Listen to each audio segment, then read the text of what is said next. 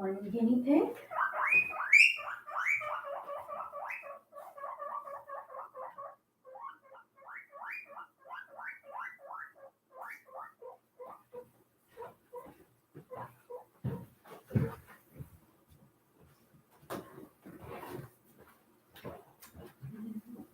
Two.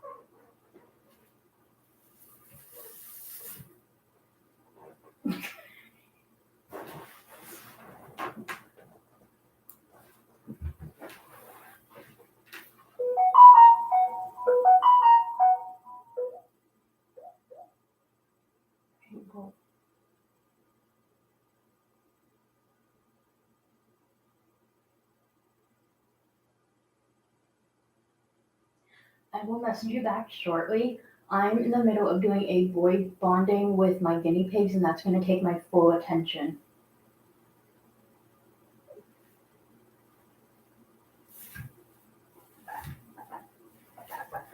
Oh no! I just saw a YouTube notification. Kay's guinea pig, her guinea pig Addie, passed away. I want to express my condolences to her. Not that she's going to see this, but I'm putting it out there. It's impossible.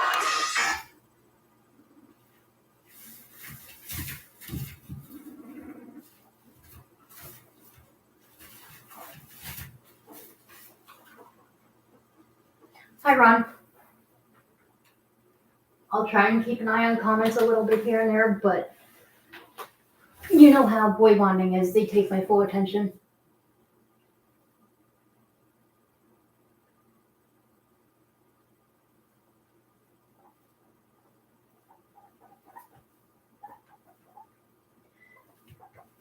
So according to Mario and Bowser's previous owner, Mario is the more dominant of those two. So we'll see how this goes.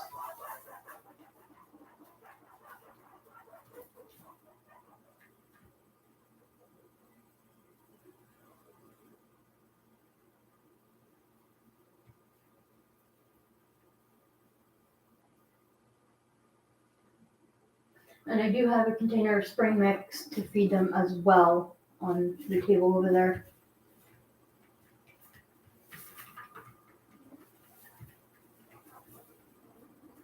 But I'm really hoping that this is a successful bond. It would be great.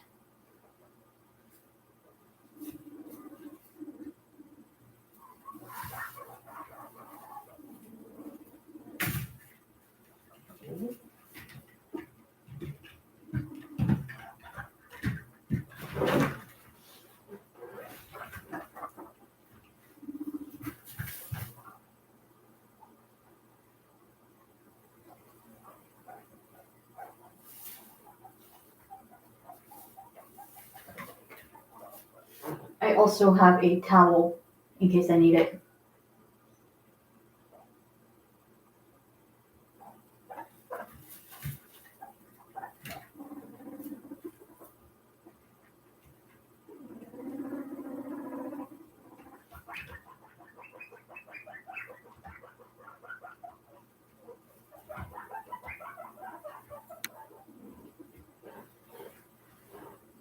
Hi.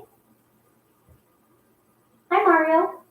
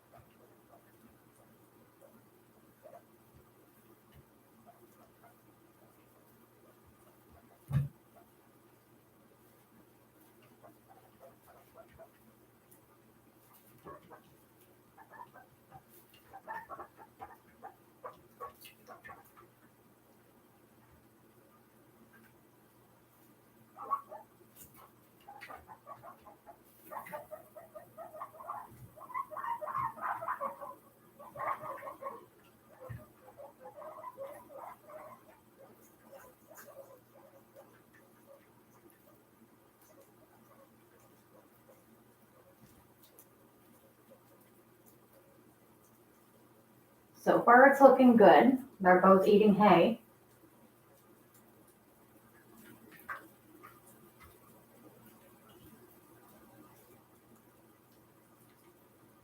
And in the corner, there is a bowl of water.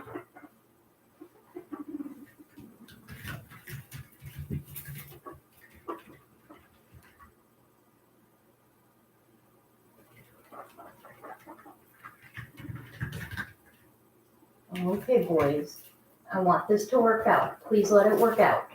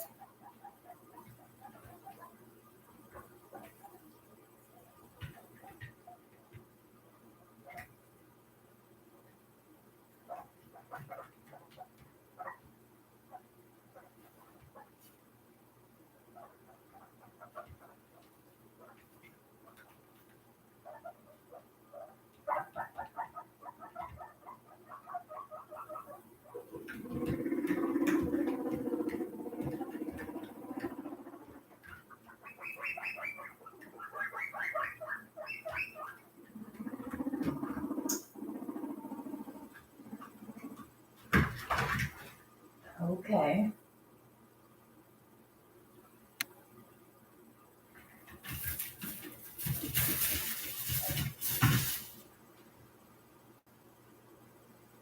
One of you needs to stand down.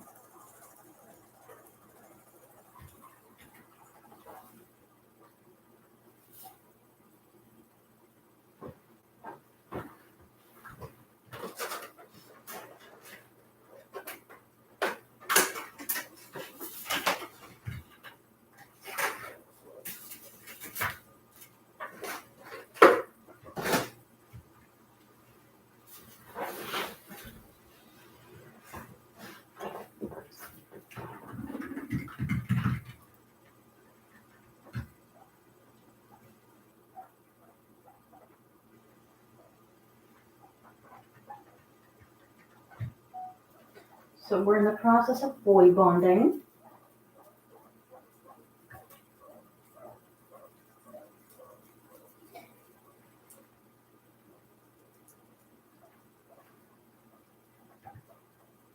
So it's been about 10 days since Mario and Bowser's been with me. So for the last 10 days, Matteo and Mario have been living side by side. And we did a bit of scent swapping. And for half a day, I switched which side they lived on so that they can really get a feel for each other's scent. So here's to hoping.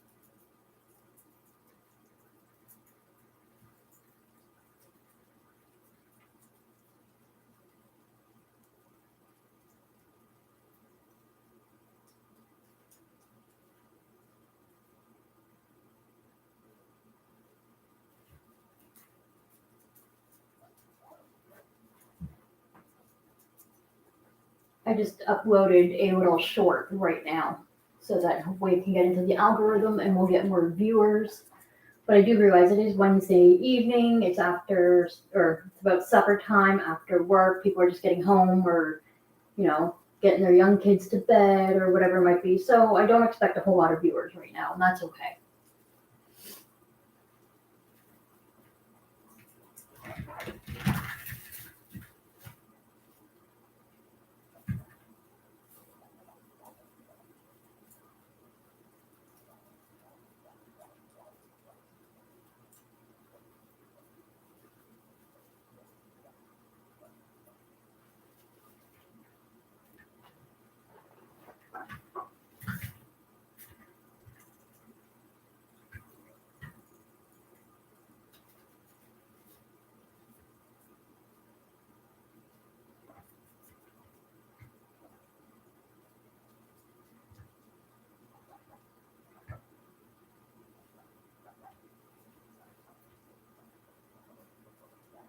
Oh no. Do I not have her number saved in here? I don't have her number saved in here. Uh-oh.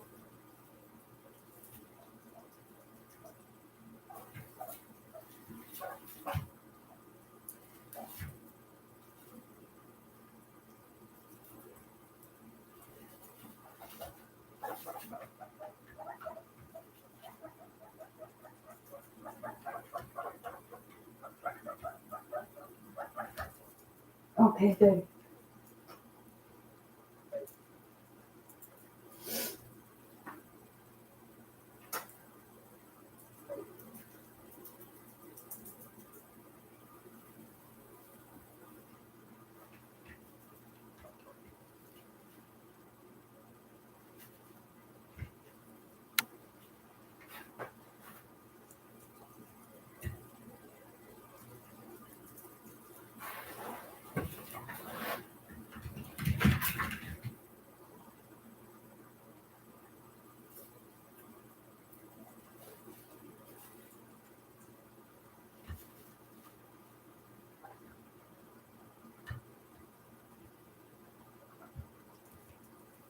Oh, Bowser. You silly goosey goose.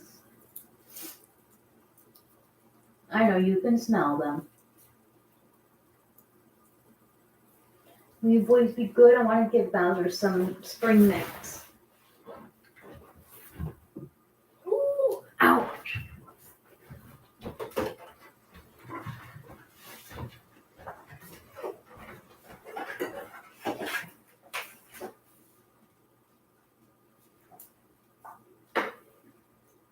And go, buddy. Oh, ouchies.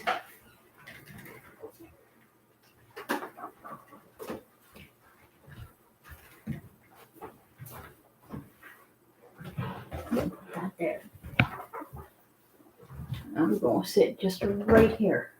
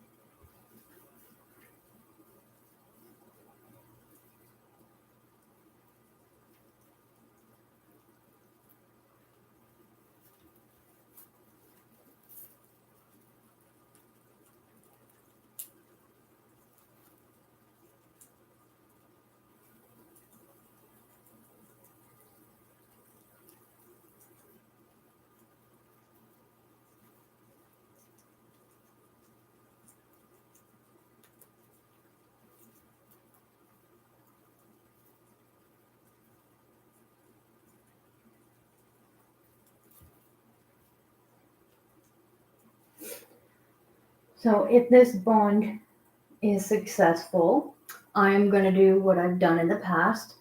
Remove the separation grid, completely clean out their entire cage, completely give them new fleece, new bath mats, new everything, and the only hides they will have is the corner fleece forests. but they will have hay in multiple areas. They'll have water bottles at either end of the cage, as well as 2 food bowls, basically 2 of everything.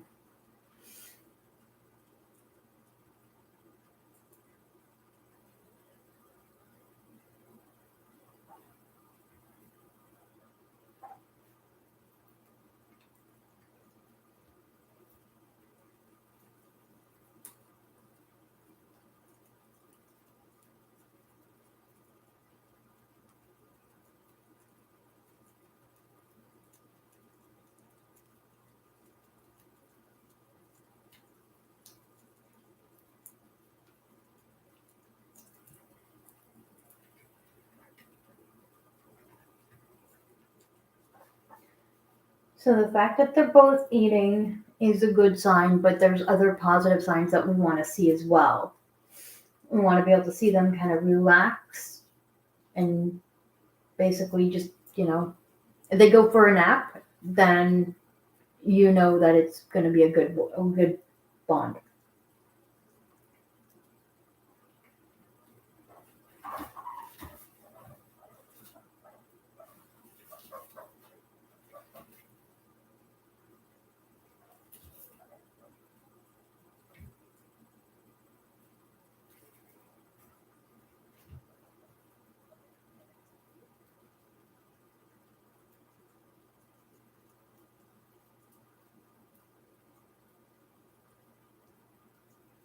Oh, did Mario rub his funk on that piece of lettuce?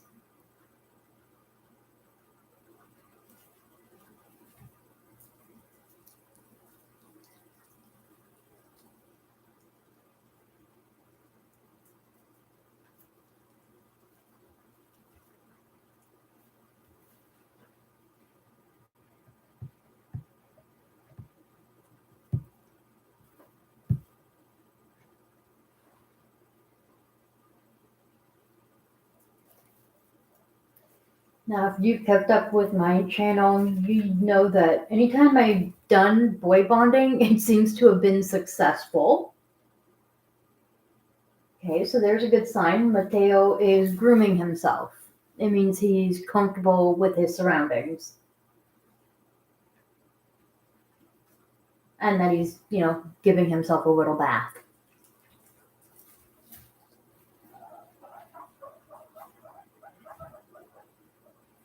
Now, there hasn't really been a whole lot of teeth chattering, which is a great thing.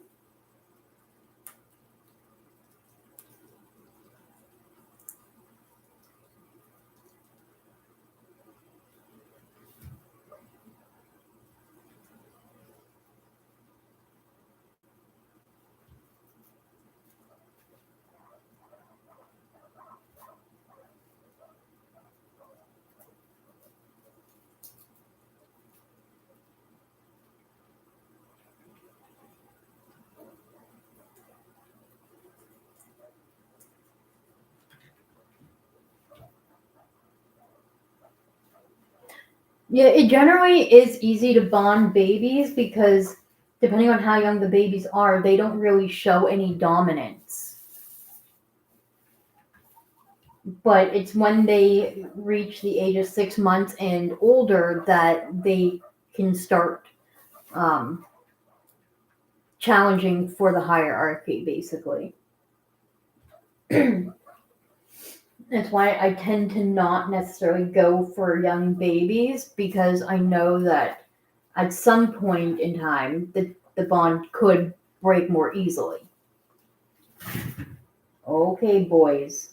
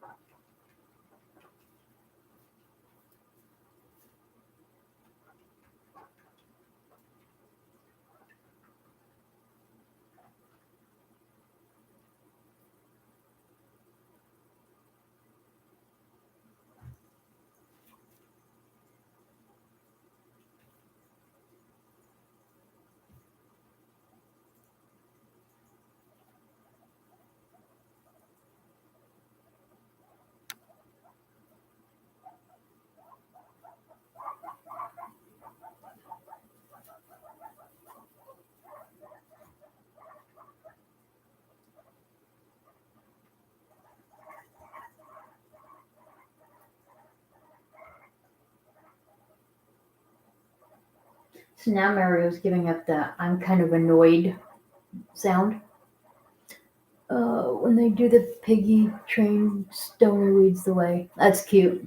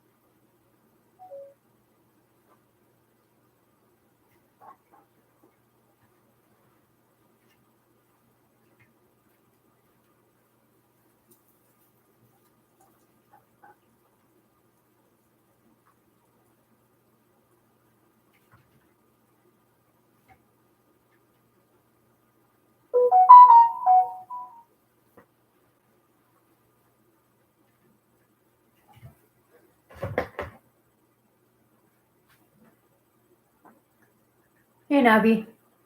You wish you could use a fence that small. Your girls would jump that in a second, start eating the baseboards. No, it's a 12 inch. It's a 12-inch crate. It's the same size that they're using in their main cage. Um, I've never had an issue with any of them jumping. The girls upstairs have 14-inch grids though. I used to be uncomfortable with using 12-inch grids because I was always afraid they would like hop over and then fall from like 2 feet high or more. But I've never had an issue. So, bonus for me.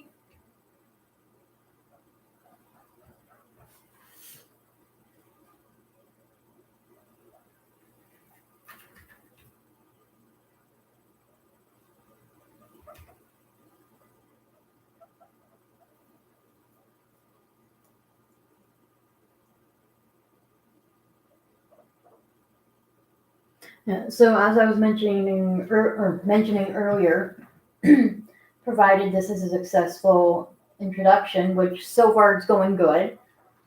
Excuse me. The plan would be remove the separation grid, do a thorough full cage clean, and just like I did when I bonded Matteo to Miguel, if you watched that, then you know that for the first week and a bit, the only thing I had in the cage was their food sources, water sources, and the fleece forest as their hide. They didn't have any actual physical hides. It wasn't until after a week or two of them establishing the hierarchy um, that I introduced tunnels and such.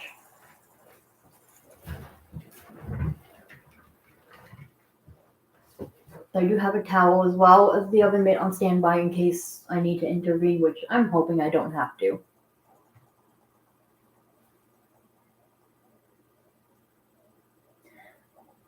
So right now, the one that's teeth chattering is Mario.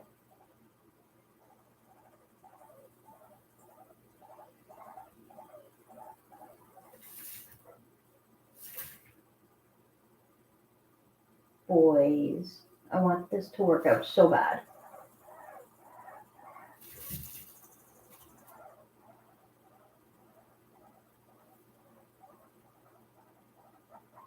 I mean, if for whatever reason this doesn't work out, there is also Bowser that I could try with Matteo.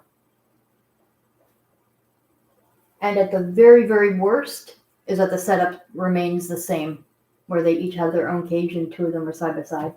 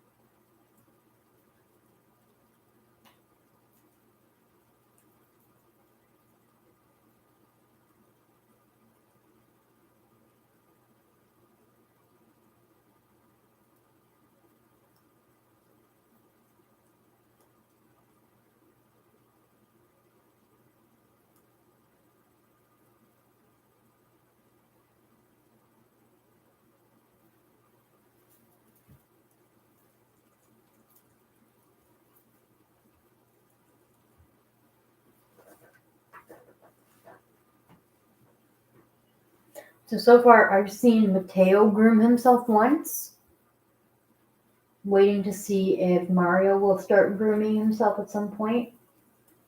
And then if they both kind of lay down anywhere within the pen, then we can say that it would be a success.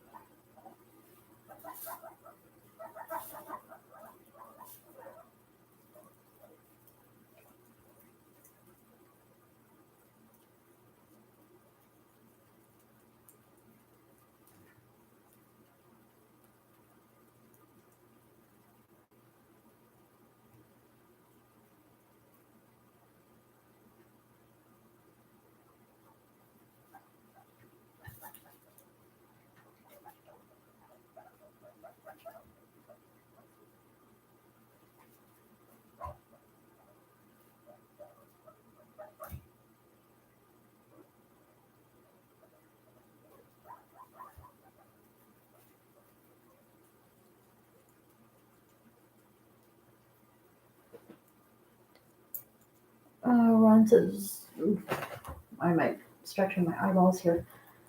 Ron said, when I'm petting my baby piggy Bugsy while he's eating, he'll weep 2 times in popcorn. That's adorable.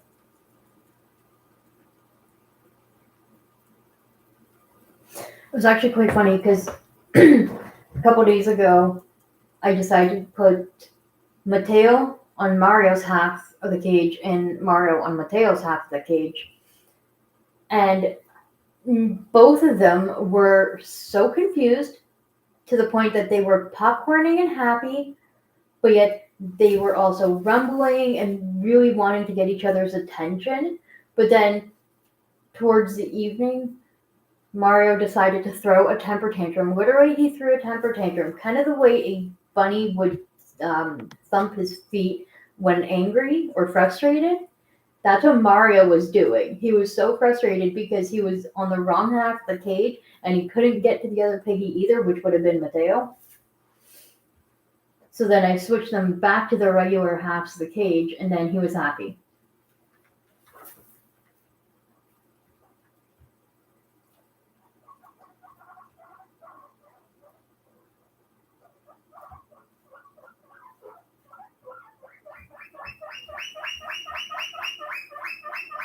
What, baby? Mario? What is it?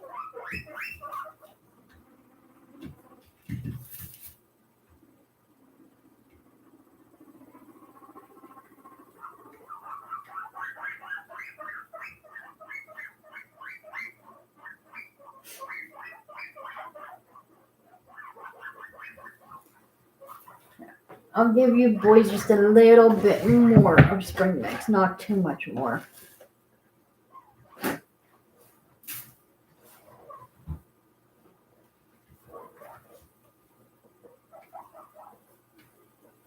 I don't want you boys getting mushy poops.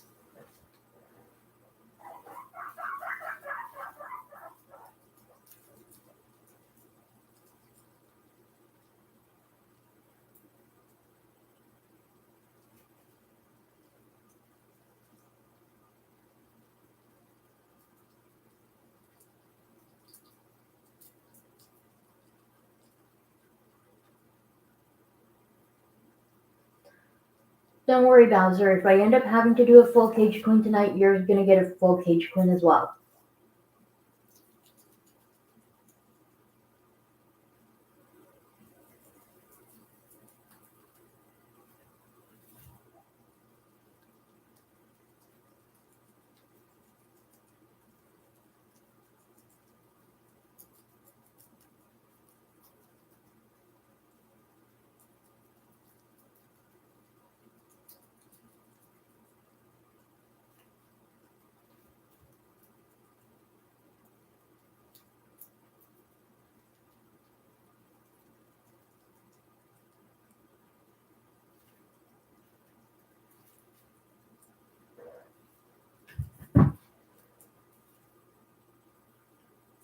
Okay, calculator.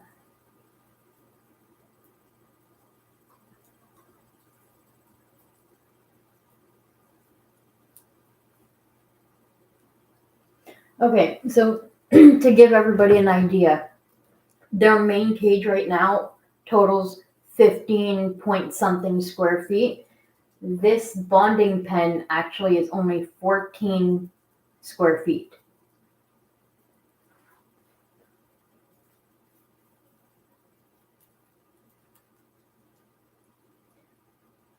So if they can get along in here, they'll be fine in their main cage.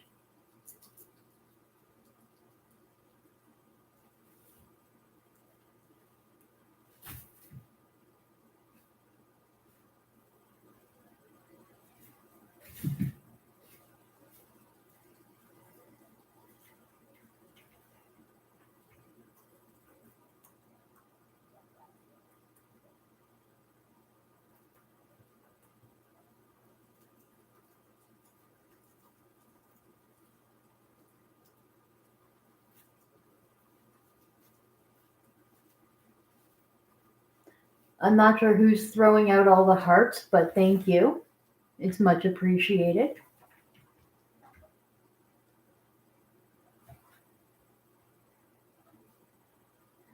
Guinea pigs are absolutely smarter than we give them credit for.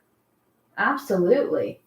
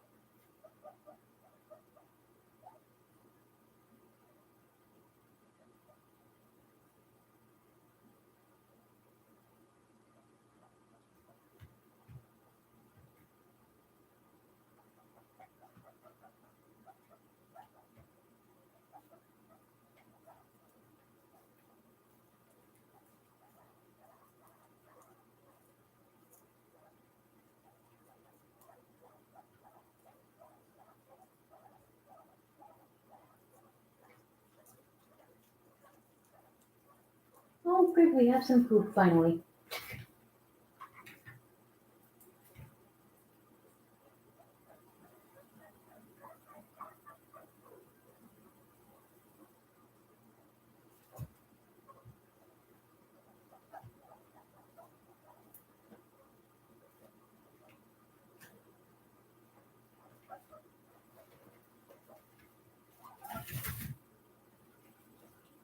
That's a good welcome, Matteo.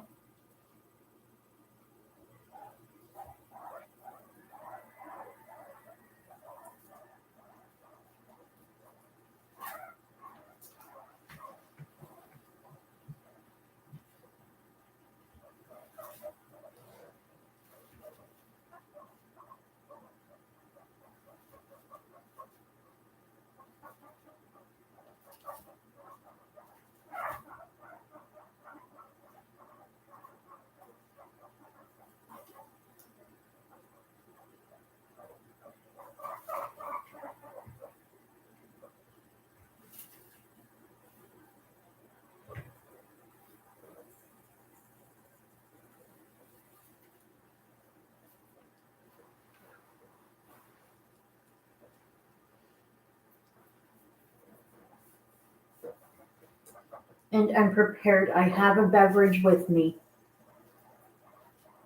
It's ice sparkling soda, black raspberry flavored.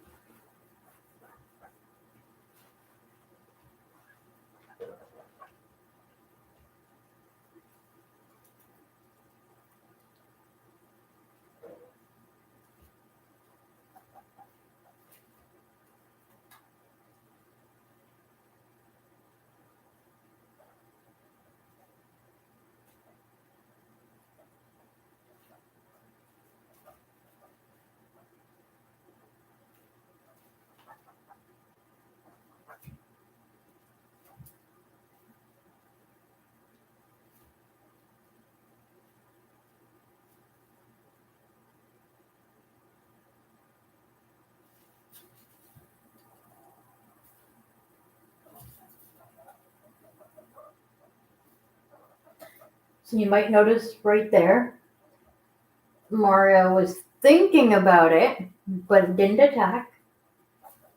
Matteo did stick his head up in the air to kind of be like, hey, I don't think so. But he also backed up at the same time. And then Mario was teeth chattering for like 5 seconds and then stopped. That is what you want to see.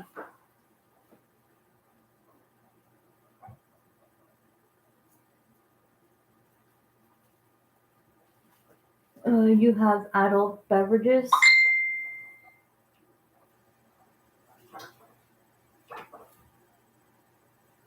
I don't drink adult beverages unless I happen to go to a bar, and that's only once or twice a year.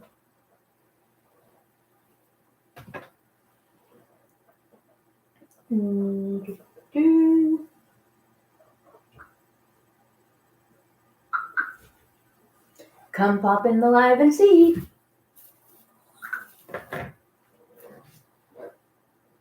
I got people messaging asking how it's going. It's only been 40 minutes, so I can't fully say that yes, it's successful, but so far it is looking good.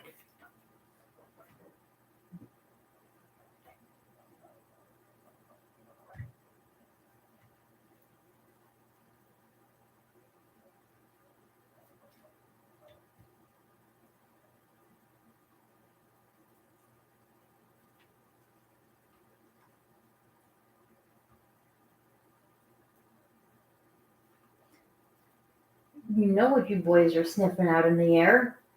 You're sniffing out carrots because I'm dehydrating some carrots.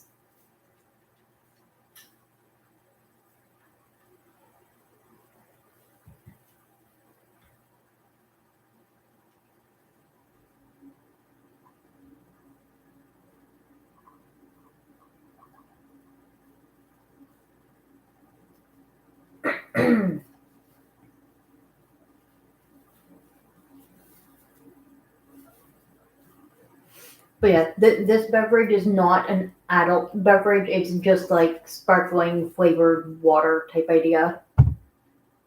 There's no alcohol.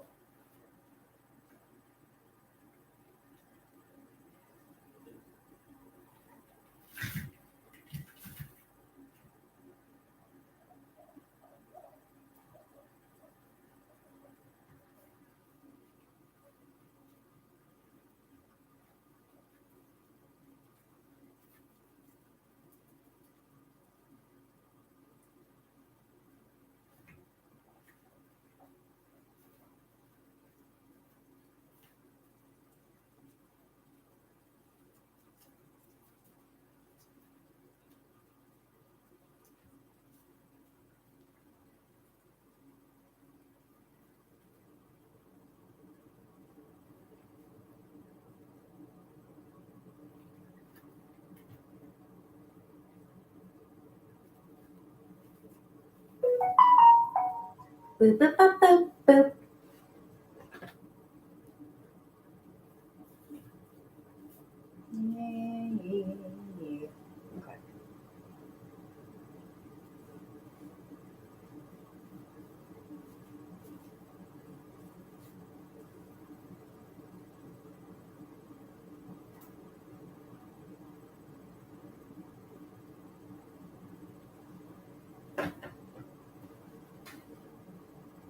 I know for a lot of people, they come in, look at this, and they're like, well, that's boring. Nothing's happening. But honestly, that is what you want. That is absolutely what you would want for nothing exciting to happen, especially when it comes to male guinea pigs. But even with male guinea pigs, like even at this stage right now, I could be like, oh, it's looking good, and then start cleaning out the cage, and then all of a sudden I turn my back, and they decide, hey, screw you, I don't like you, and they might attack one another. So that's why I'm with boys, I give it a lot longer than with girls. I wouldn't start cleaning out their cage until probably at least an hour and a half into the bonding session, provided that it goes smoothly and continues to go smoothly.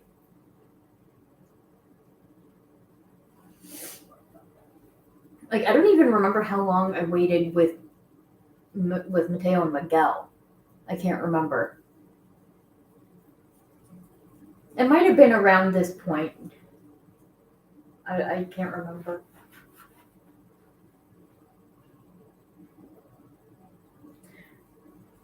But yeah, as long as this goes successfully and I do the full cage clean, then it's one step easier for me tomorrow because tomorrow I'm supposed to go.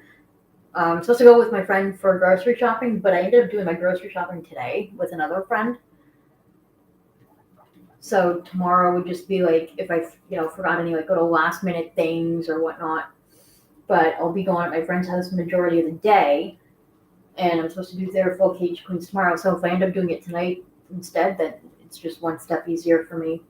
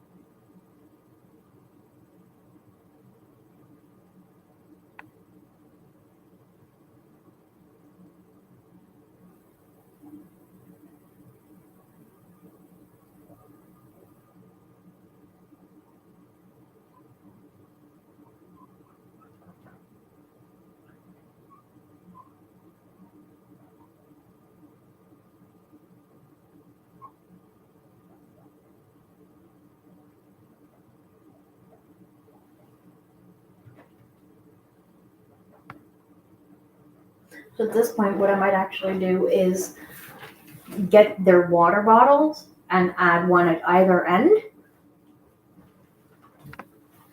Be good. Don't do anything. Don't do anything I wouldn't do.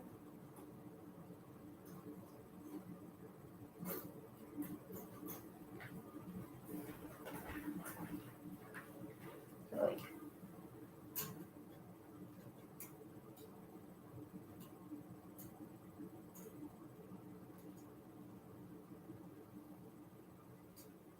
I'll have that one there.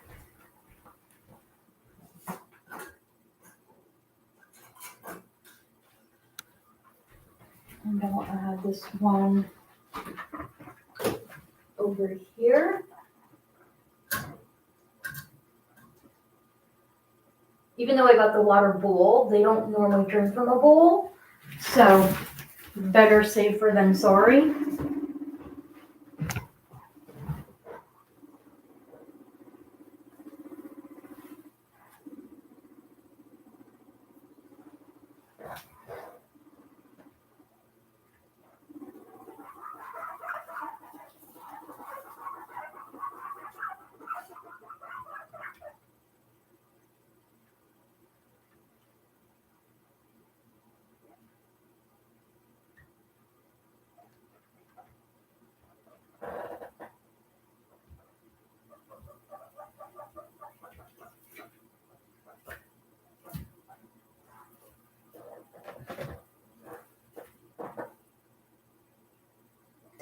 Hey, Summer. Welcome in. So, as I was mentioning a little bit earlier, I don't expect a lot of viewers, and a lot of people will probably come in and be like, okay, it's guinea pigs, and there's nothing exciting happening. But you know what? As you know, that's what you want in a bonding session. You want it to be boring. I think it's going to be successful, but I'm going to wait it out because I mean, we know how bores can be. They'll make you think it's working, and then all of a sudden they're going to be like, "Ha, screw you! I lied to you! Ha ha ha!" kind of thing. But yeah, so far it seems to be doing pretty good. They were eating hay together. They were eating veggies together.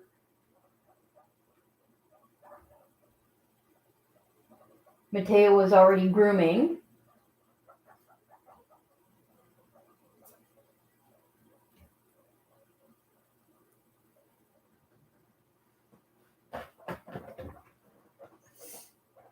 Yeah, a week later, they hate each other. Yeah, I mean, see, the only time I've ever really experienced that was with Bruno and Matteo the first time around, but it wasn't like a week after bonding them.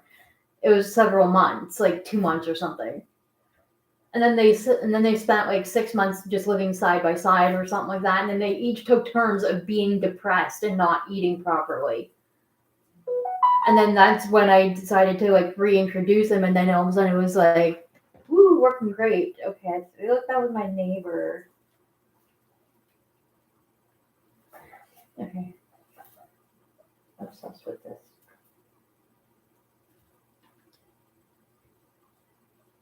Oh, no way. That is so cute. I'm actually on live on YouTube because I am bonding Matteo with Mario.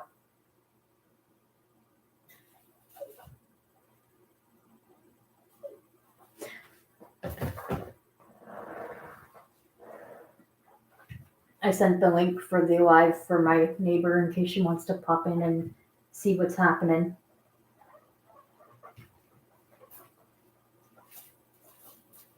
I feel like I was talking about something and then I completely like got sidetracked. I think that's what happened.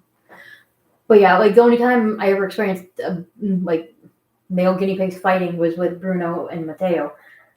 But then they ended up reuniting and they were good up until Bruno had passed. And then a week later, I adopted Miguel.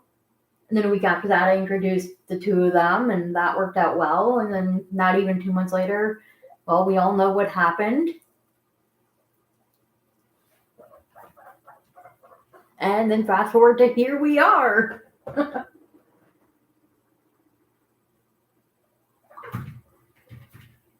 Okay, boys, don't do anything silly while I'm not paying attention. One time you got bit during a bonding and the pain was so intense you passed out. Oh my god. I've had people tell me about their experiences with bonding and then like getting bit because they decided to intervene and stuff like that.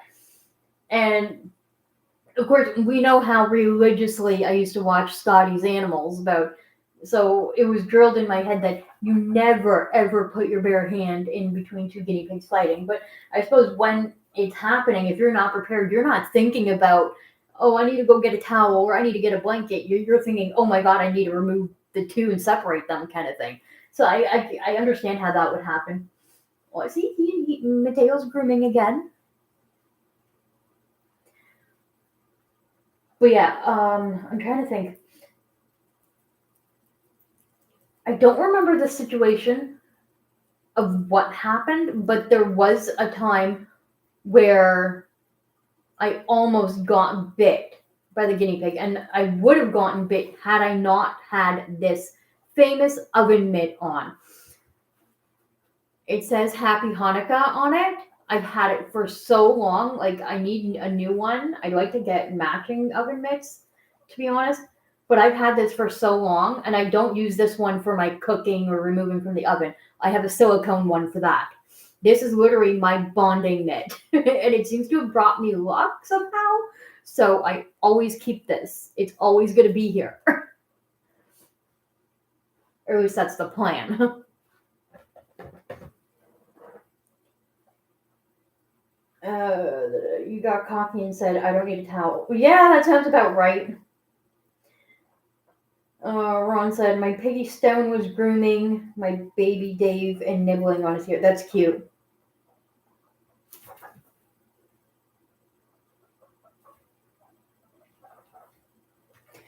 Dustpans are good too to try and diffuse situations. I used to use one or those and shove it between them. It worked well. Yeah, see, I don't feel comfortable using a dustpan. I don't know. I don't know why. I just don't.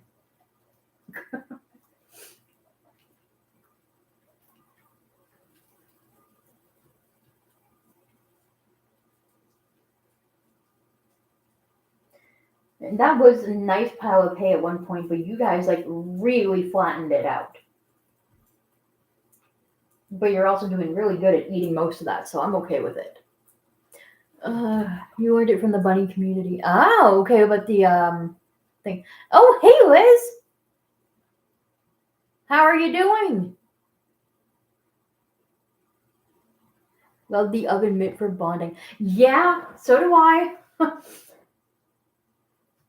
I used to have like a little fleece blanket that I would like wrap my hand in, but honestly, it did not do any good for helping to separate and scoop.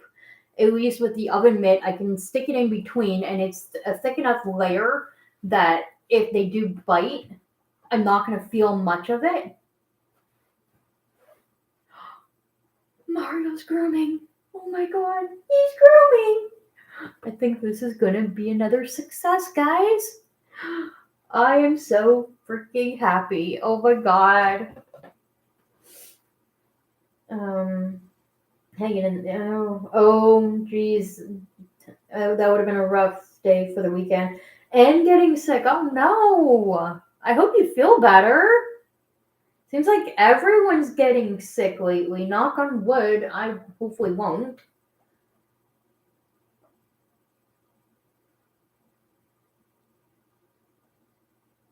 But yeah, I brought a fresh hand towel with me just in case if I needed to like toss it on them or something. But I haven't had to.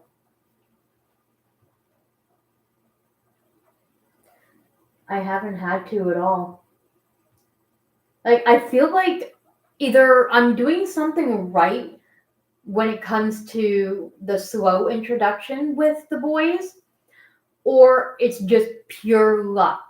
Because I remember, like, I used to watch videos by Scotty's all the time, like bonding videos, and like, like he used to always say, there's only a 20% success rate that any two males will get along. And at this point, based on my own personal experience, I can't really attest to saying whether that's true or not. Because every bond that I have done so far with the boys have led to success.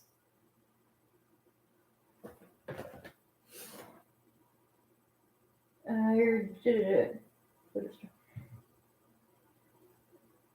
dokie, sounds good. Take care, Summer. Be safe. Don't do anything I wouldn't do. Okay, that would be a lot of things. So, yeah, keep it interesting. Just be safe. You just got a new little girl and she's got red eyes. Oh my gosh, I love red eyes.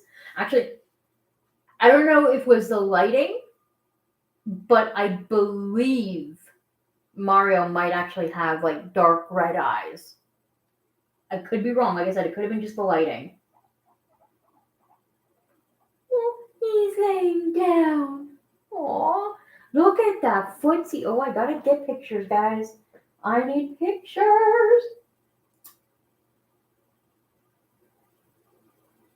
Oh, my handsome dudes. Need the footsie. And of course, Matteo's just kind of sitting there like a little dog waiting. That is so hilarious. Oh, I love this.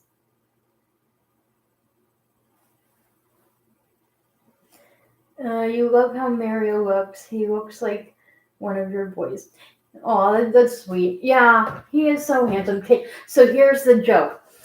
So the color fur that Mario has is identical to Lavender upstairs. So shh, don't tell Lavender. But she has a husband that she's never gonna meet. And not only that, but Bowser is another ginger. another red fur piggy. So that joke is that Bowser is Ginger's husband, but they're just never gonna meet.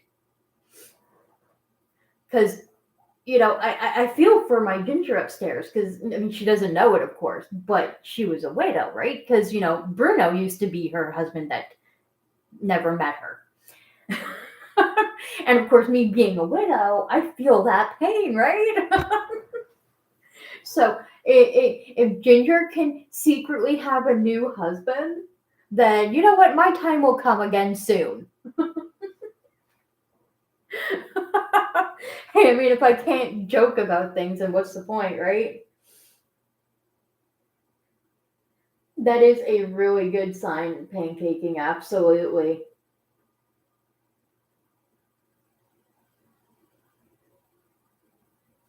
Yeah, my phone's like a couple of seconds behind. So I just looked at the screen on my phone and all I see is like my hand moving around like that. Kind of funny.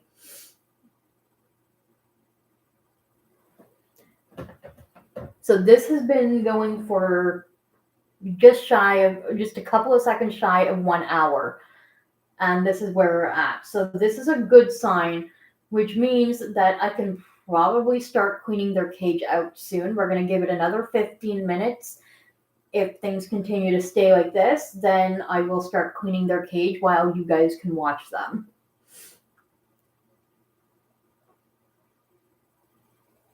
Your favorite thing to do is pancaking?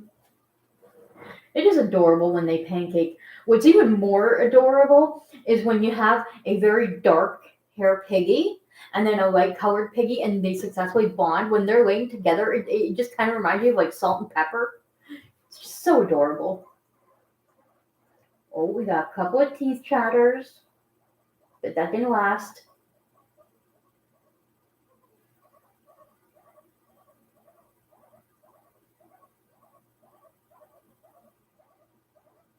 See, I'm looking around this floor mat thing that I have them on. And I'm looking and I only see like actual two poops. But I have a feeling when I go to clean up the hay, that's where I'm going to find all the other poops is under that hay pile. Looks like Mario is a chill one. I guess so. Which is funny because when I took on Bowser and Mario, which if you do recall, Bowser used to be named Brownie. But when I took them on, I had messaged the previous owner like the next day, just kind of asking if she had ever tried to bond them together or what what the story was, because I really didn't have a whole lot of history on them. I had like I got a bit of background information on what their life was like, kind of thing. But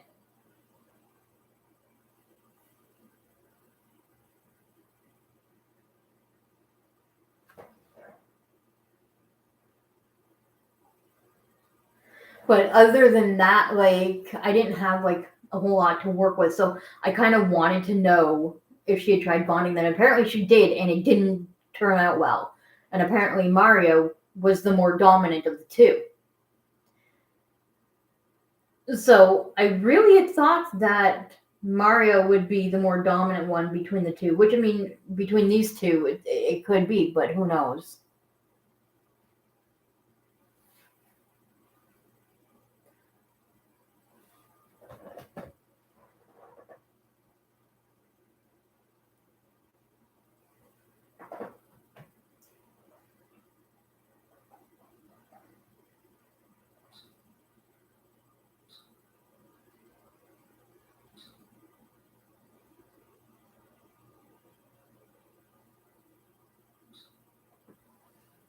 So adorable.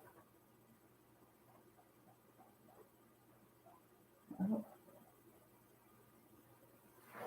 okay, wait, what?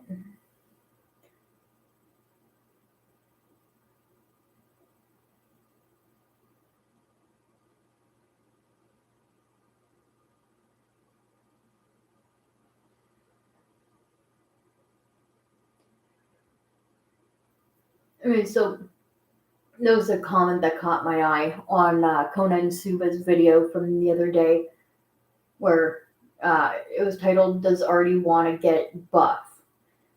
And the joke was because Martin wanted Artie to pick up the Timothy dumbbell with his teeth, and so he was avoiding that Timothy dumbbell like the plague. And so I suggested if you take a slice of, like a small slice of carrot, and then cut a half slit through it, and then slide the carrot onto the stick part of the Timothy dumbbell, and kind of like just rub the carrot on it, and then leave it there. Then maybe when he goes to like bite the carrot off, it's gonna look like he's picking up the Timothy dumbbell.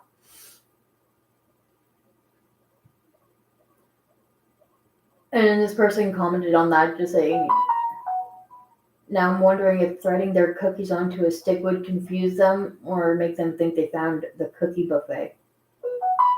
I don't know. Anyway.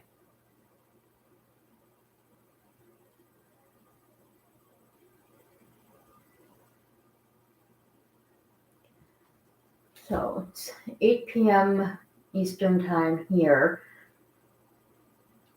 I'm thinking where Simon from Buck's Guinea Pig talks. I'm thinking where he lives, it's probably about 1 a.m. or later. So that's probably why he wasn't able to pop in here, which is totally okay. But if he does happen to see it, I can be like, another success. Do, do, do, do, do. Anyway.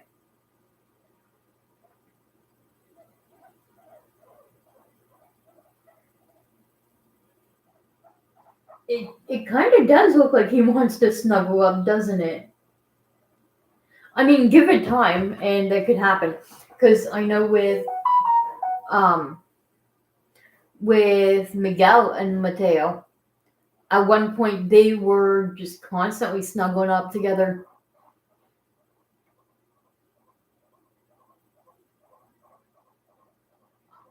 Matteo, you ate a poopy. Yuck.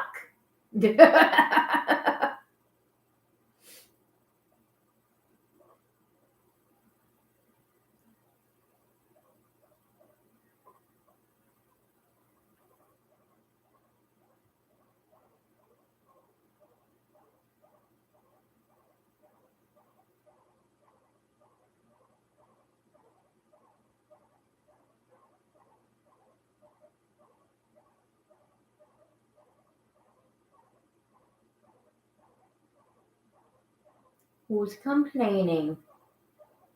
Is someone complaining? Someone's complaining. I think it's Matteo, to be honest.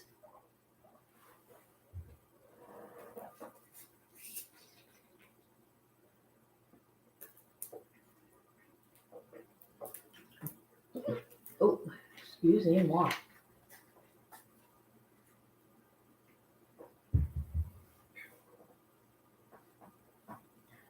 Okay, so now the true test is going to come because we have a carrot tunnel and a giant one. So I am going to plop that open and see how they do. If I can open it.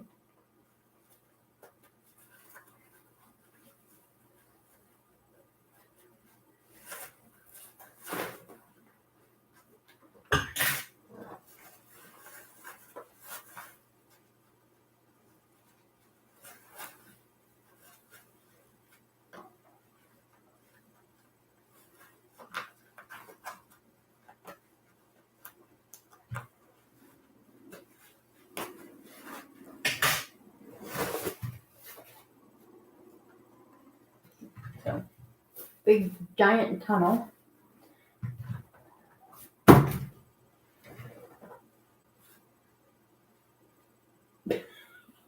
They're like, what the fudge?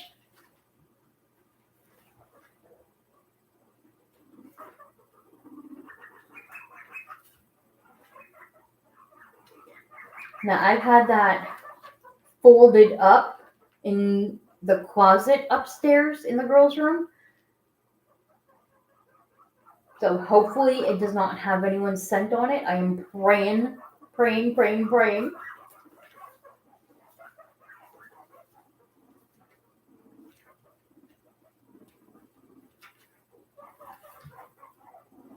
Oh, somebody's already peed in there. Oh, don't walk in your pee. Don't walk in your pee. Gross.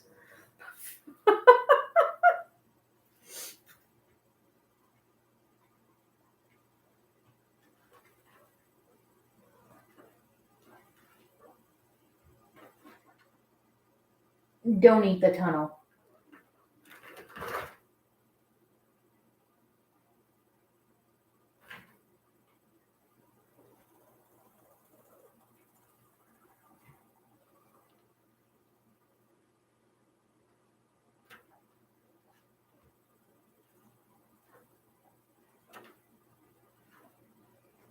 Okay, now Mario peed in there.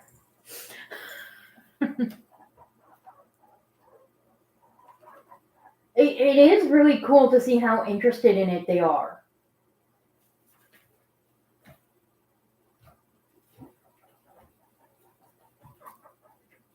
Typically, this tunnel only gets used on floor times, and because I don't have floor time that often, it's literally mostly just folded up and in my closet up there.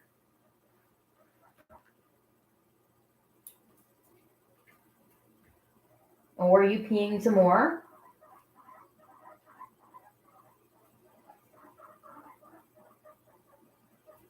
No, you're just rubbing your scent on it. I think Matteo wants to go through, Mario. Oh yeah, you're rubbing your gunk on there, all right.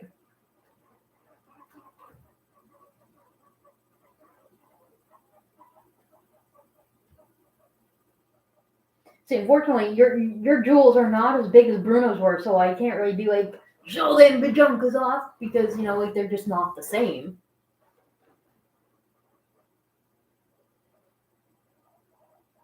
Although they are prominent enough from my angle. Oh. Do I have to take tunnel away?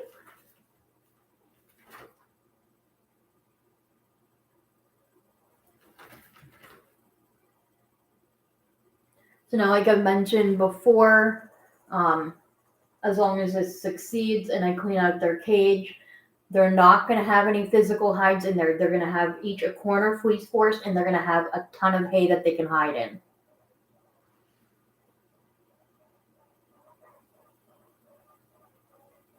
This is just more of a test to see how they interact with a hide in there. Not even a hide, but a tunnel.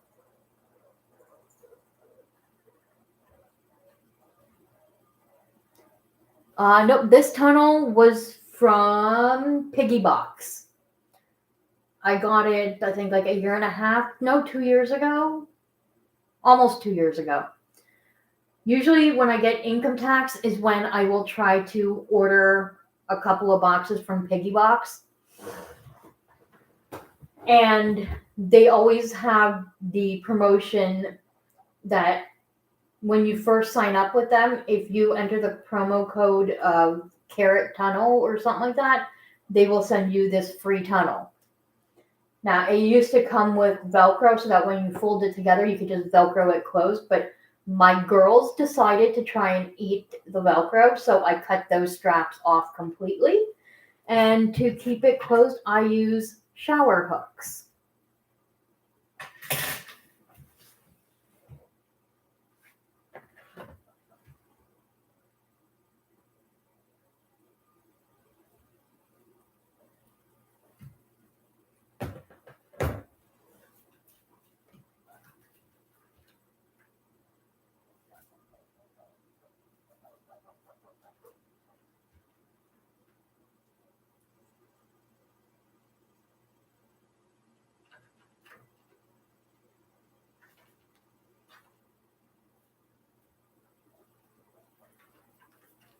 I know I probably shouldn't have put it like directly over the hay, but the hay is scattered, so I think they'll be fine. Yeah, I think he'll be fine.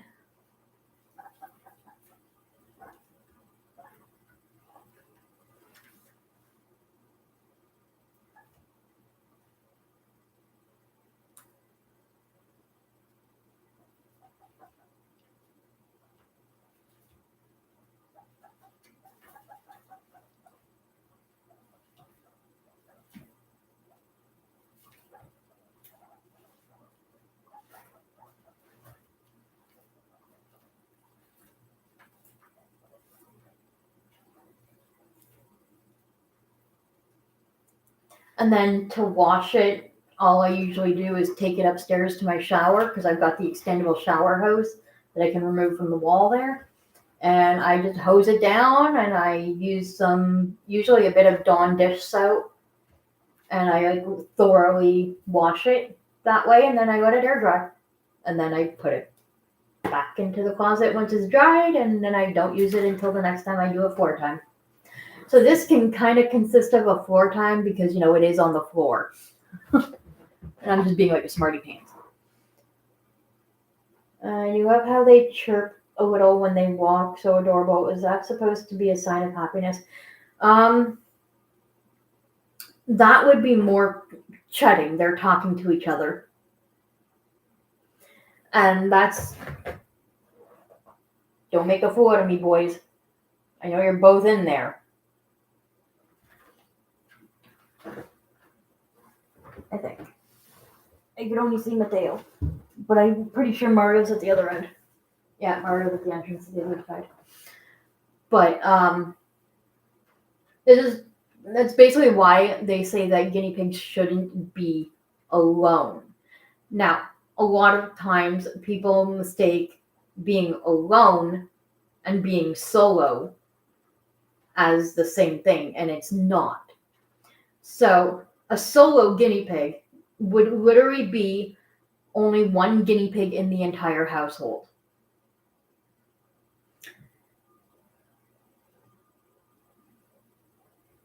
Whereas, I don't even remember the term I just used.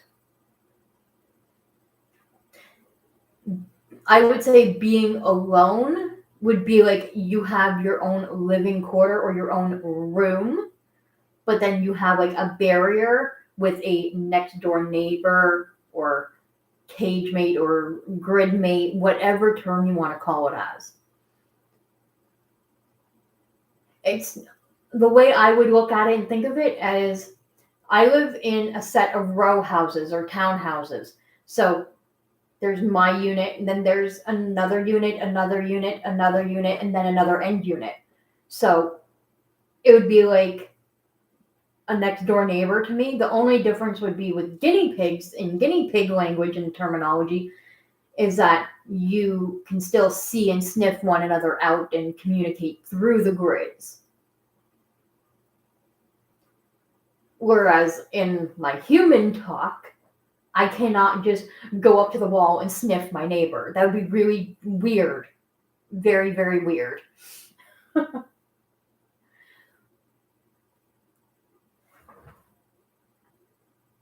Yep, they are both in the tunnel. They're literally both in this tunnel. But yeah, a lot of times people will be like, oh, well, I can't just have one guinea pig. Or they will be saying, I can have one guinea pig, da da da da. And you know what? There are exceptions to the theory. I'm going to call it a theory. There are always going to be an exception to the theory. However, when you go from having one single guinea pig and then you get a second one, even if they are just side by side, grid mates, or even if you have an acrylic panel where they can see each other but can't touch each other, you will still notice a huge difference in their personality. Because guinea pigs in the natural wild, when they used to, like before they were domesticated, they would live in herds. So you would have one male per however many females. And you would never find just one guinea pig by itself. For example, if one guinea pig got in a fight or something happened to it, yes, it would wander off, but it would find a new herd to be with. You would never find just a single guinea pig by itself, and that's it, that's all. So, from experience, I can tell you when Matteo was by himself, he became more skittish. He would still come up to the front of the cage to get a treat, but then he would immediately run away. He wouldn't let me pet him or anything. I had to physically kind of hurdle him in a corner to pick him up. And even then, he was so skittish. But the minute I put a divider in the cage, even before Mario and Bowser came, as soon as I put that barrier in and gave him less space, he knew there was a change happening. Because his demeanor changed. And then as soon as there physically was another guinea pig living beside him, it made a world of a difference. He was a little bit less skittish. He was more okay with me picking him up for more than just half a second kind of idea. And I realized that before Matteo's existence even came about, and it was just Bruno, because Bruno used to be bonded to Andre, but Andre had passed away almost just under a year of having him.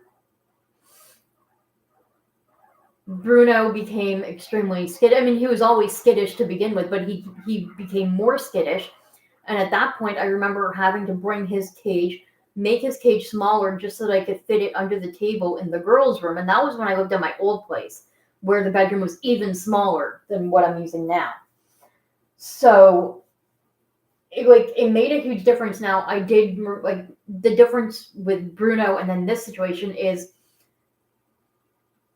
Bruno was okay with being by himself, but it was impossible to find a male guinea pig around here. At that time, I was searching and searching and searching, and I had no luck. It was either a trio, or it was a bonded pair, or it was, take on multiple males that don't live together, but the person wouldn't rehome just one kind of idea. So sort of in this situation with Bowser and Mario, where they were living side by side, but they weren't bonded. Now, because I understand the situation of not wanting to have just one guinea pig by himself with no other guinea pig to communicate with, I agreed to take both of them.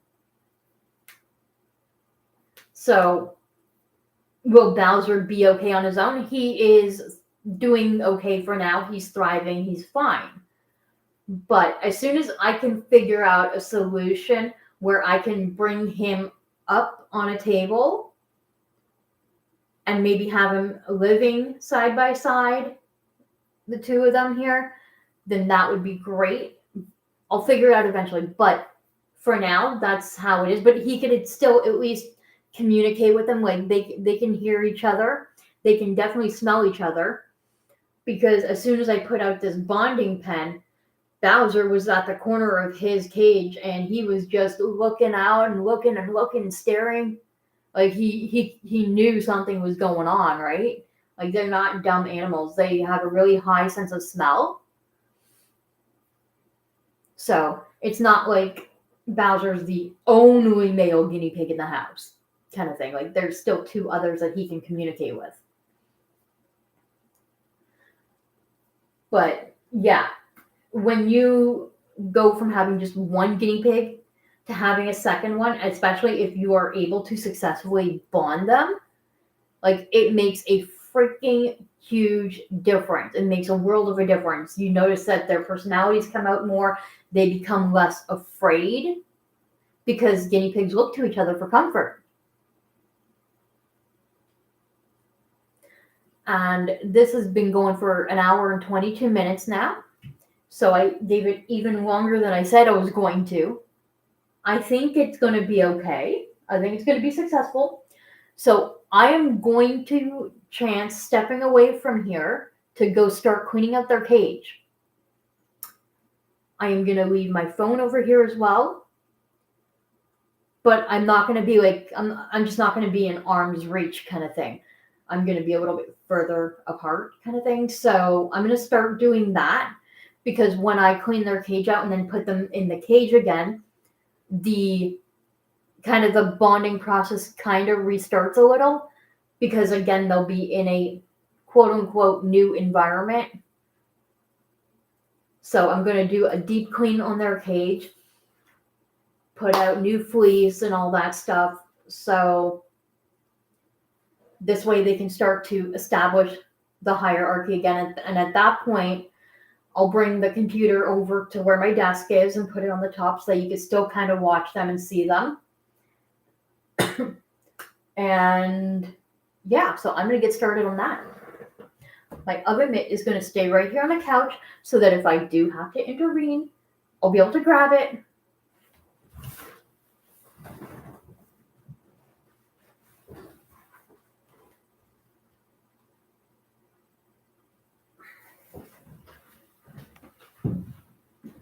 Oh yeah, see, now that I'm standing up, I'm seeing a lot more poopies. Yep, a lot more poopies. Which means, Bowser, you're going to be happy. You're going to get a full cage clean as well. Yay!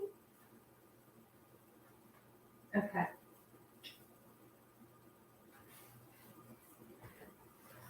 So,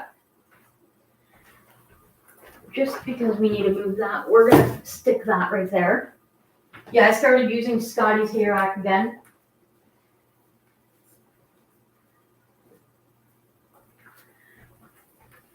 I also made my own version of a crazy hay ball this morning.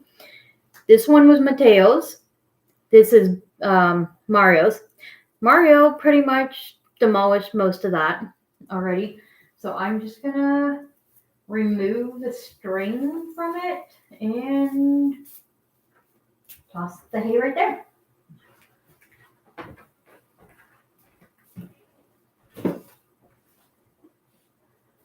Okay.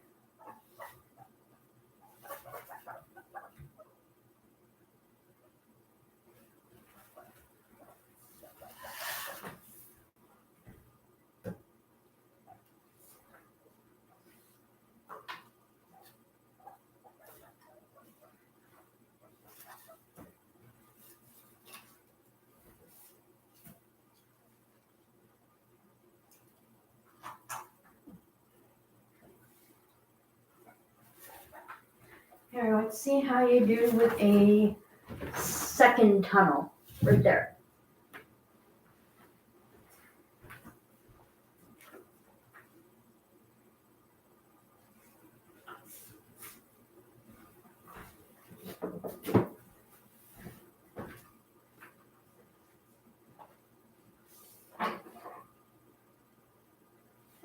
I'm sure you'll work.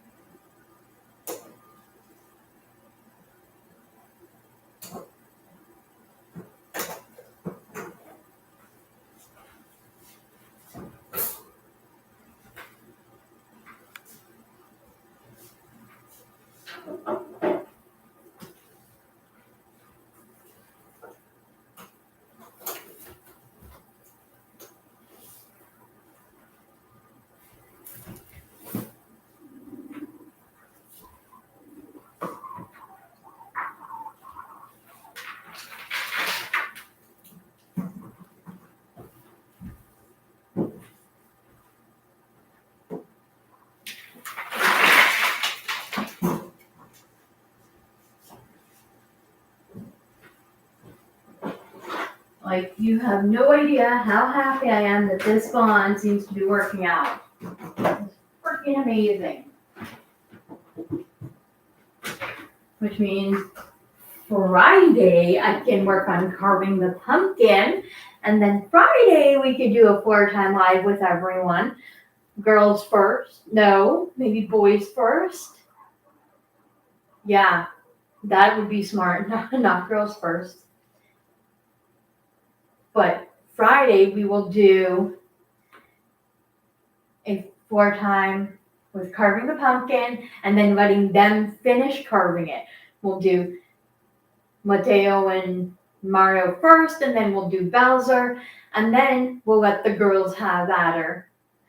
Although for the girls, I may not do an actual floor time. I might just remove some of their hides from the cage and then record it that way. We'll see. It all depends on how I'm feeling at that point in time. But super excited. Okay, you won't get it out of the vacuum.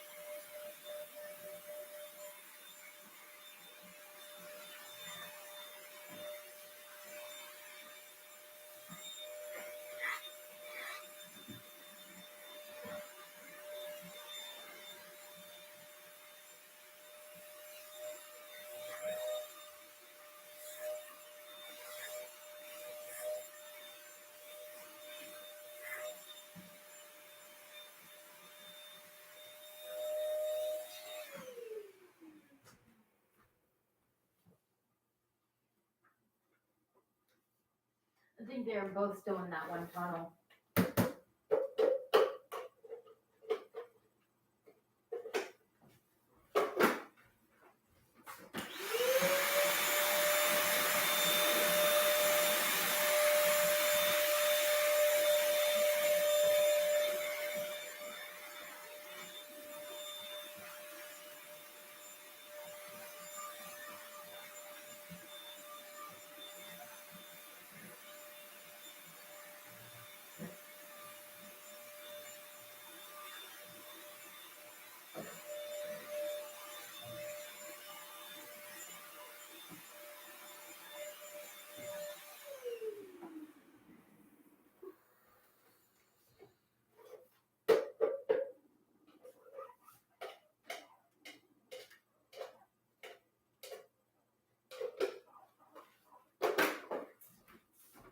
Now, boys, don't be making a mock out of me here.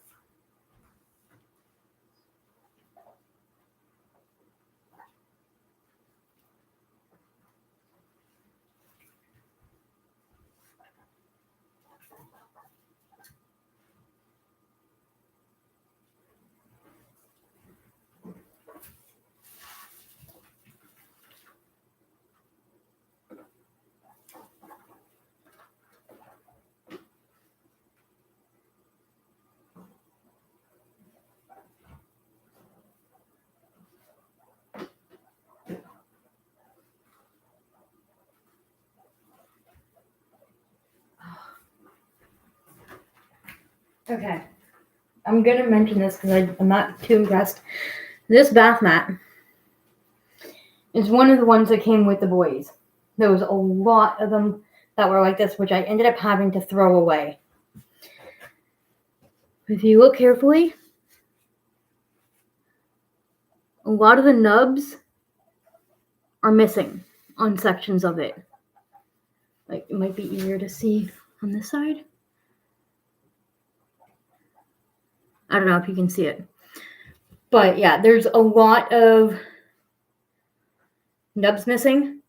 So this one's going in the garbage, unfortunately. Because what good is a bath mat going to be if it's missing nubs and is not going to soak in the urine? That being said, I am going to be adding some bath mats onto my Amazon wish list because there's a lot that I had to throw away and a lot of the ones that I've had for the last almost 4 years that are starting to wear out. So if anybody ever does want to gift any for the guinea pigs, you can. If not, that's fine. I could always pick some up slowly at the dollar store. But yeah. Guinea pigs tend to pull out the nubs of bath mats when they are bored or stressed. So I'm not sure what the reason was for these boys doing it with the bath mats that they came with, because obviously at that point they weren't in my care. But the bath mats that I do have that I've been using with them, they have not tried to pull any out at all. So I just want to kind of like emphasize that factor.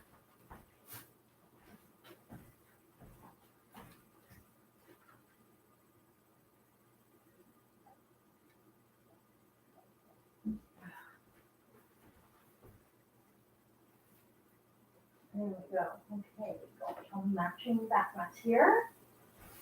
And then one over here in the middle.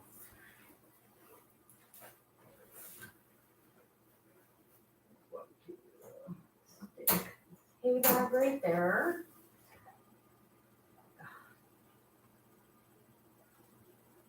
Just for the time, it'll be fine. And then we want to put some one over there. So we use this one and this one.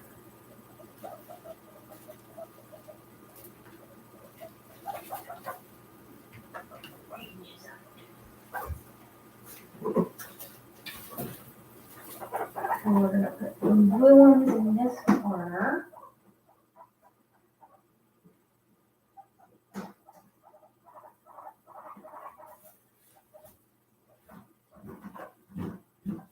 They can have their 2 toys and a crazy hay ball. And we want to give them some more hay, so I'm going to steal this back. Oh, it's still rope in that one.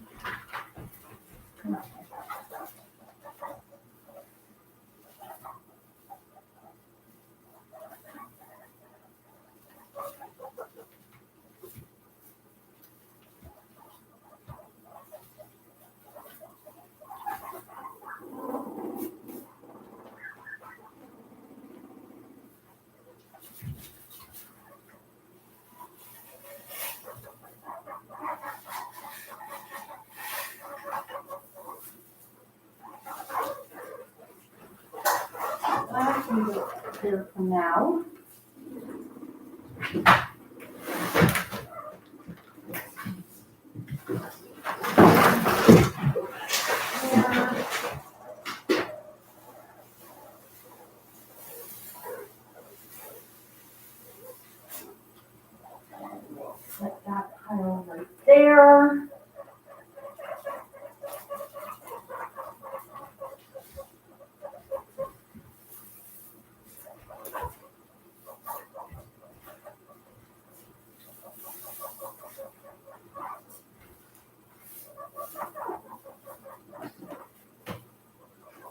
Okay. I'm going to steal the water bottles back. Okay, boys. Please don't tell me I did this for nothing. I would be so upset.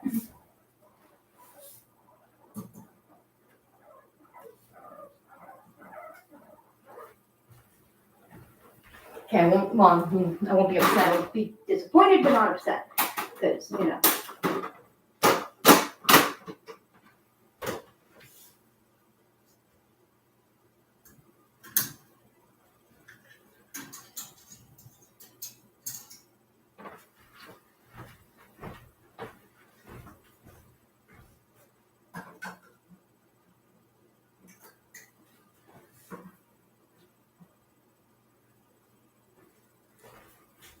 And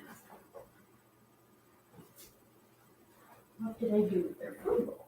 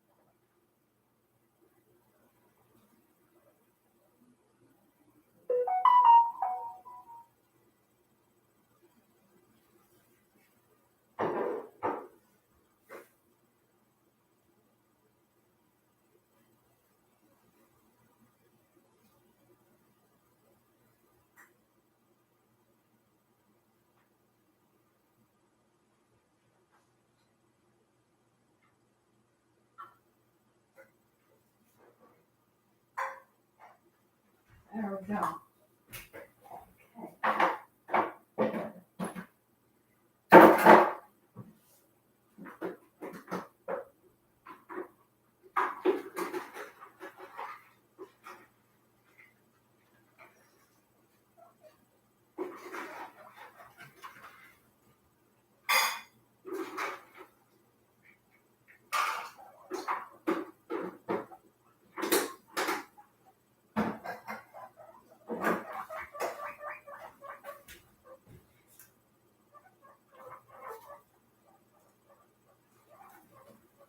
Okay, I'm going to start with bringing the computer over.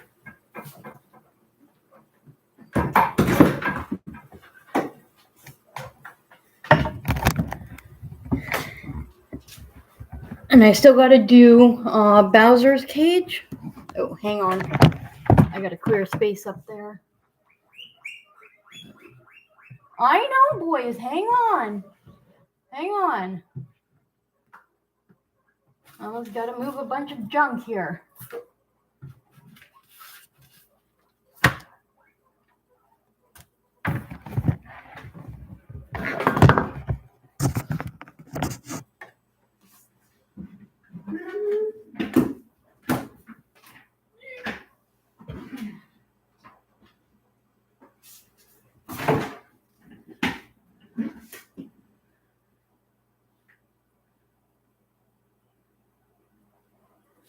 Okay, so Buddha boy.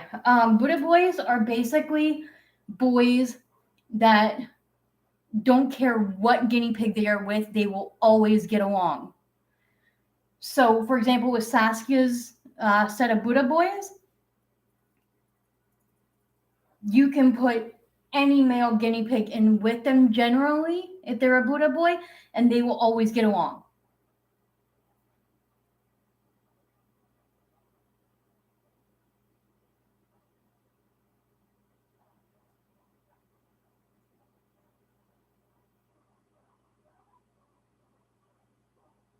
So I'm trying to read Karen's comment. You're lucky that your old Piggies is a Buddha boy. His two companions are brothers. Harmony at the moment. Take nothing for granted. Well, absolutely, yeah.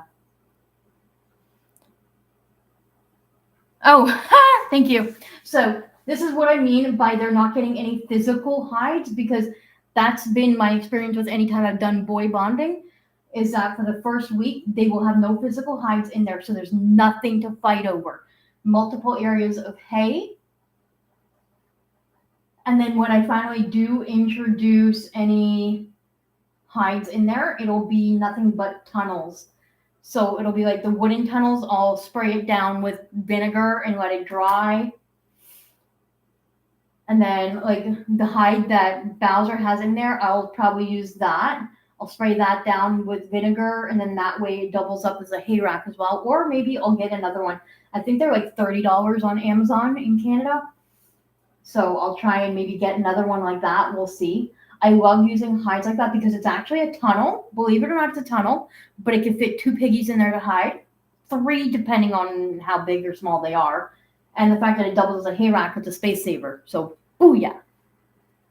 But yeah, I like having a hay source in the middle and then hay at either end. It's going to be disaster within 5 minutes of me putting them in there. You watch. By the time I'm done cleaning out Bowser's cage, it's going to be disaster. But that's okay, because that's how pigs are, right? But without further ado, I'm going to go get the boys to put in there, and then I'm going to start cleaning out Bowser's cage.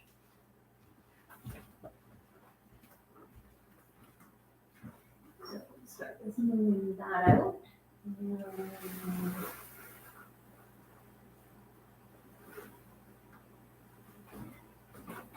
Okay, this works. Come on. Come on, Matteo. There you go.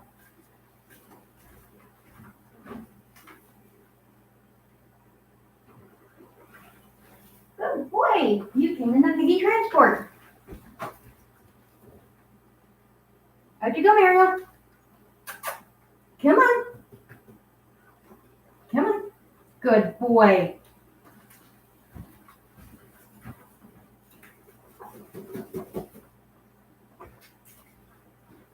So I'll wash that out after.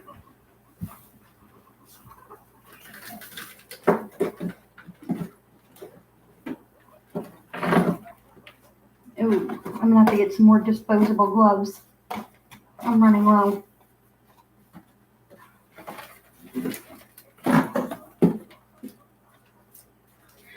I'm not wasting the hay that was in the bonding pen. I'm gonna pick that up and put it in their cage.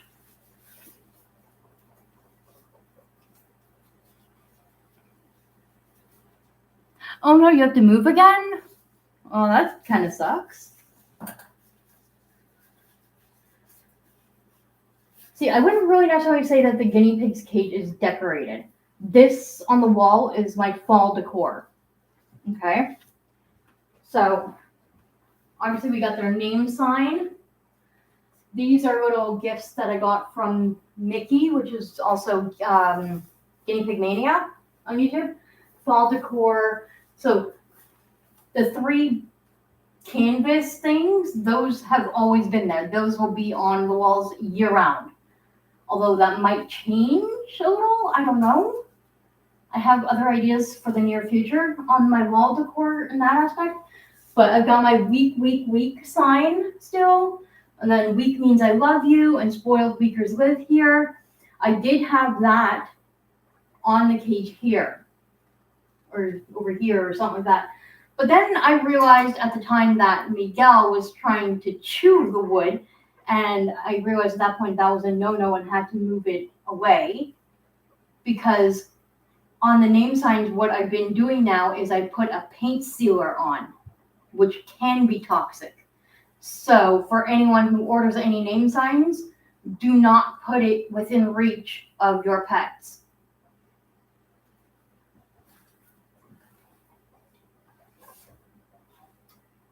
But yeah, so fall decor is staying up for the next month or so.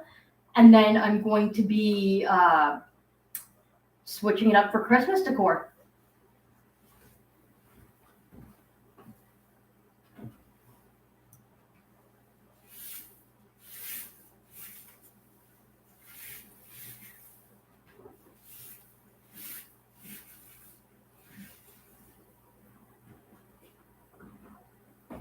So we've got a good portion of hay that can come right there.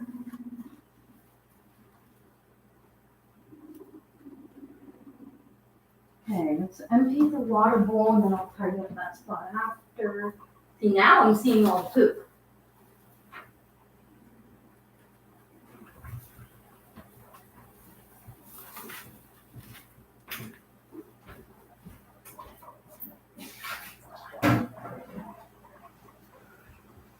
Put the gloves on, I might as well keep them on at this point.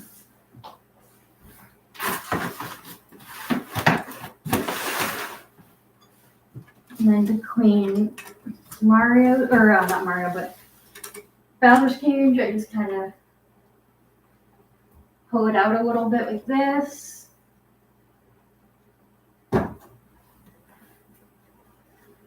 Sorry, buddy. I need my tunnel. I need my tunnel.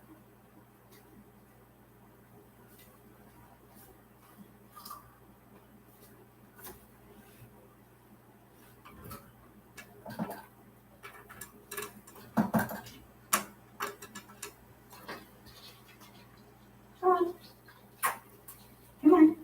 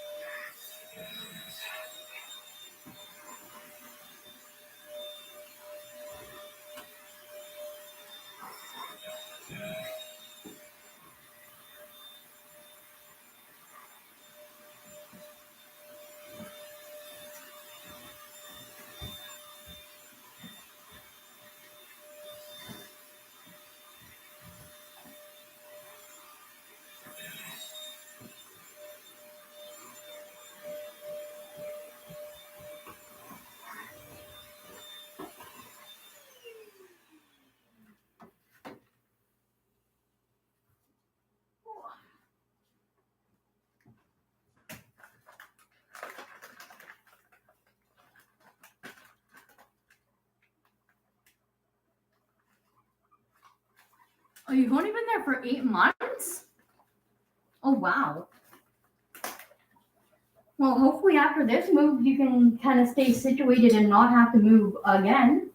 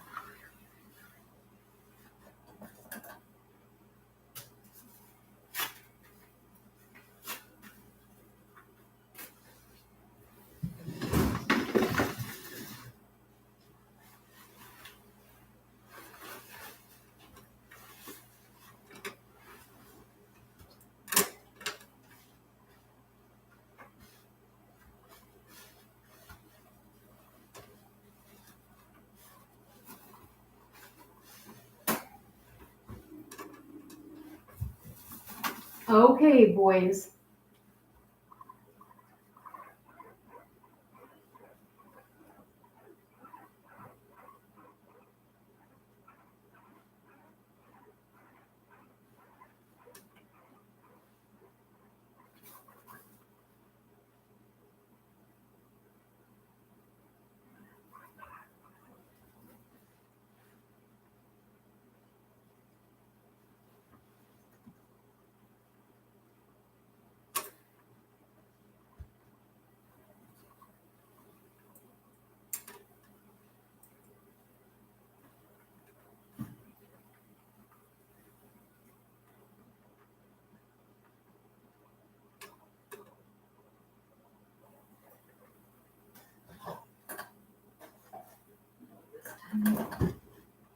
Put that over here.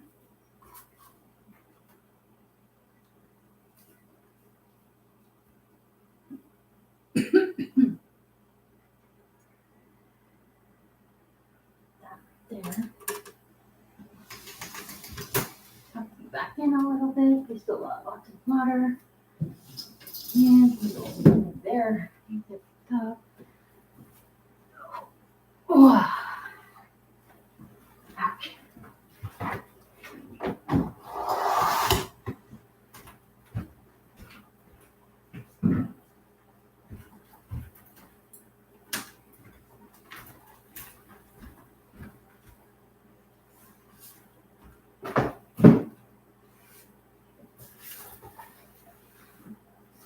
Okay.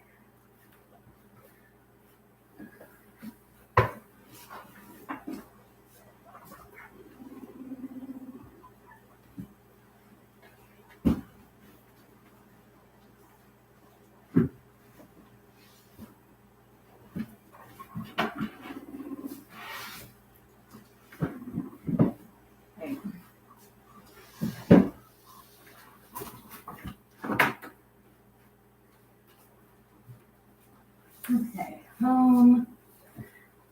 Backing away.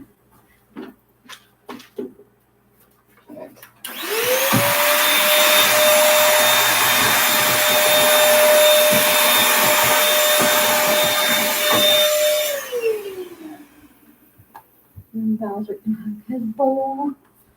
I see a guiding moderator in here. Not sure who it is, but hello. I will check comments shortly. I want to get this tidied up.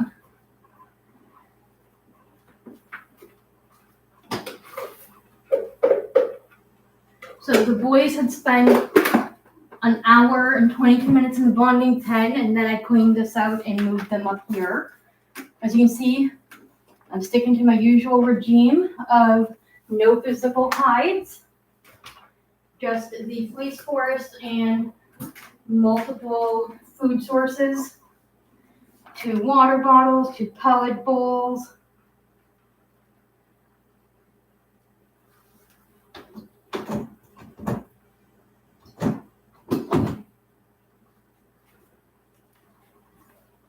They've got multiple chew toys, 2 hanging ones, 3 on the floor of the cage, 1 that's a homemade one.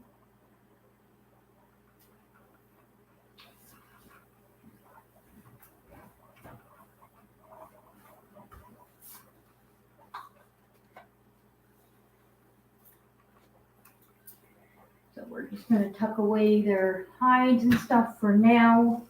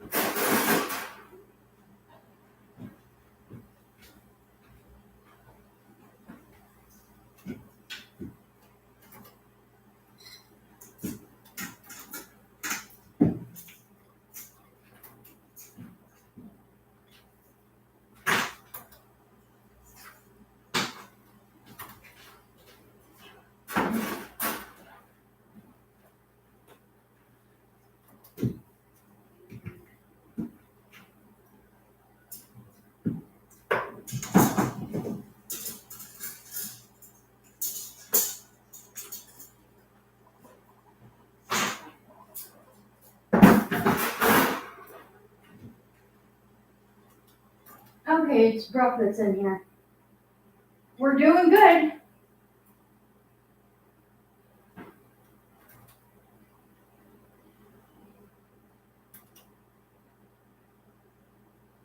We're doing good so far, as you can tell.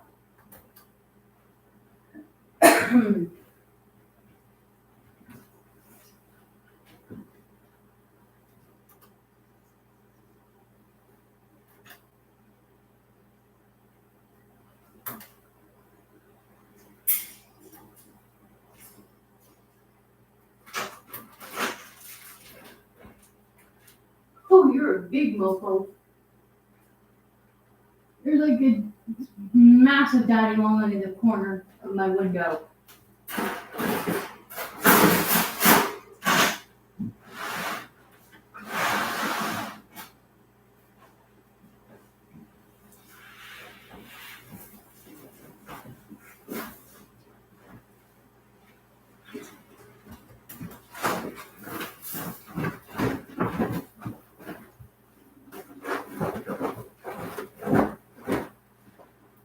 Okay.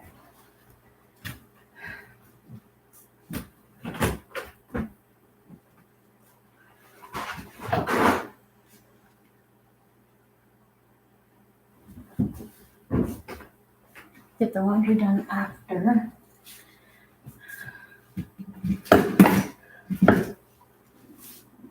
Okay, boys.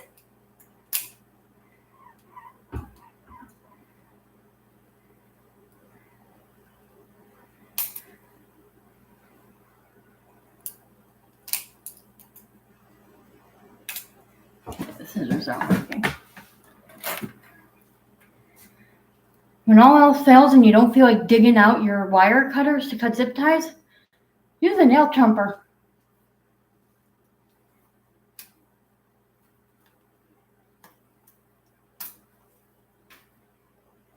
It does the trick.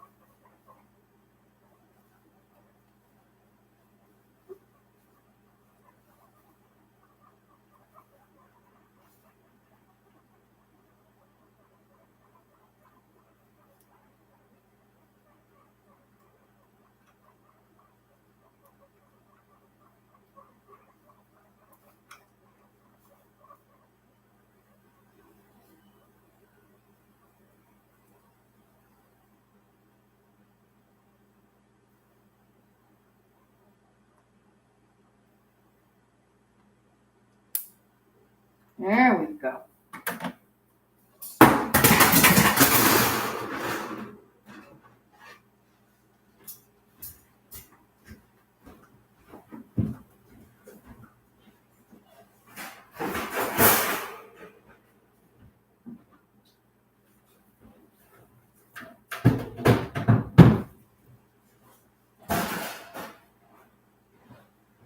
Okay, I need my broom. And then I got some pan.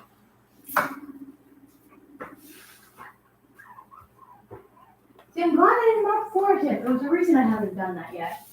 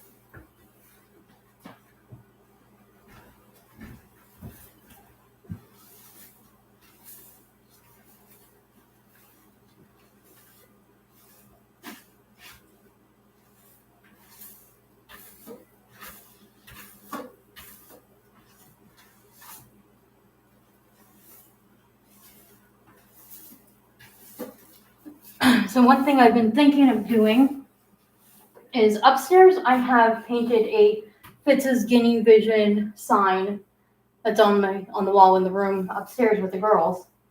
And I don't even record upstairs as often as I do down here, but it's still nice to have it up there because that was initially the main guinea pig room. But I'm thinking of painting myself another sign for down here that says Fitz's Guinea Vision. I haven't decided yet.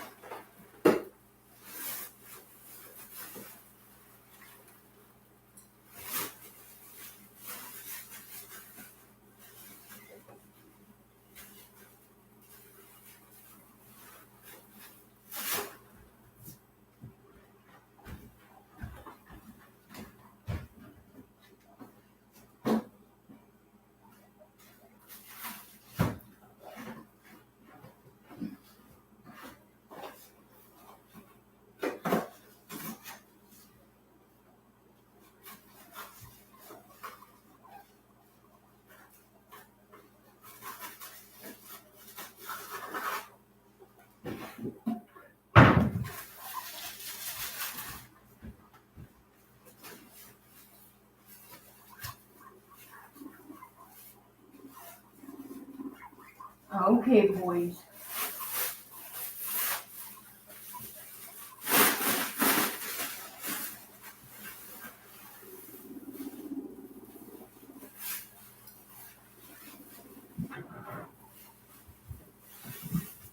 Please don't fight. I'm begging you, please don't fight. I will seriously cry. Because that would mean that all that hard work went down the drain.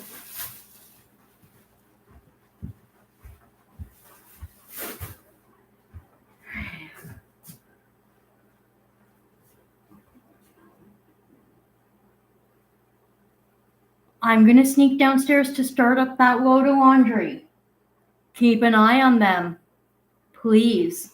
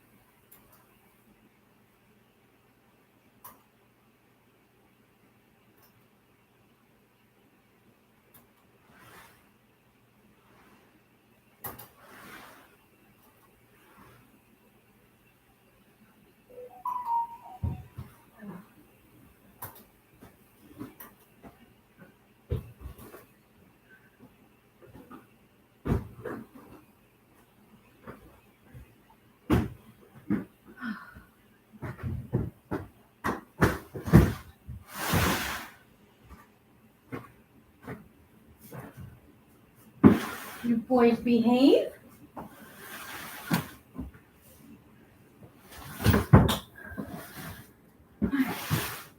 This is all the girls' laundry that's done.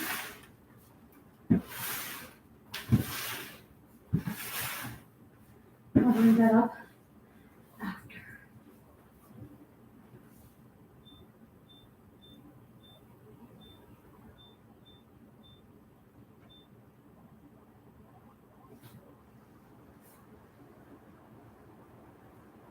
I have to increase the air purifier.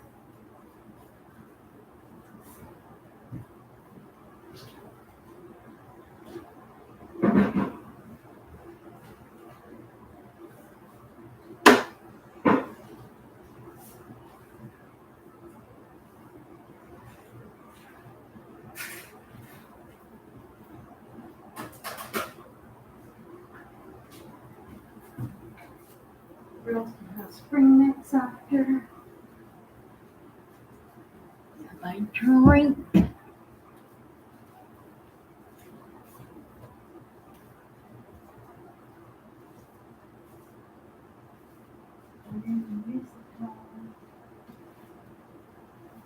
We're gonna keep the oven mitt handy just in case.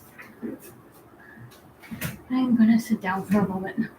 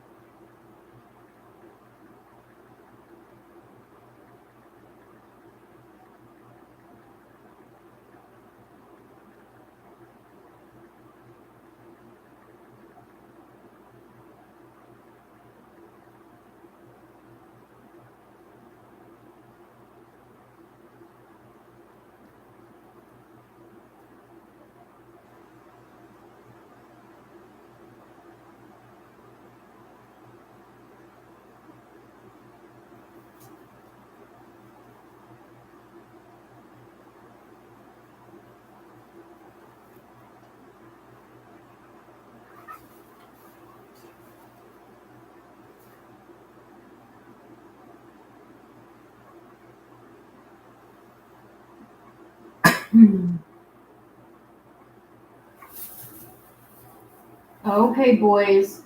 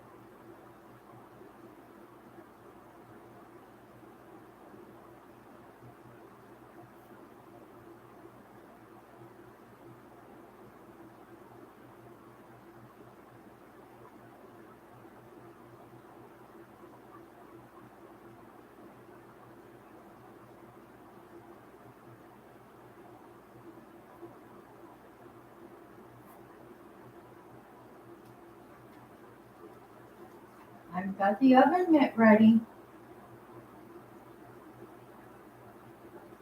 You boys were doing really well in the bonding pen. This has bigger square footage than the bonding pen.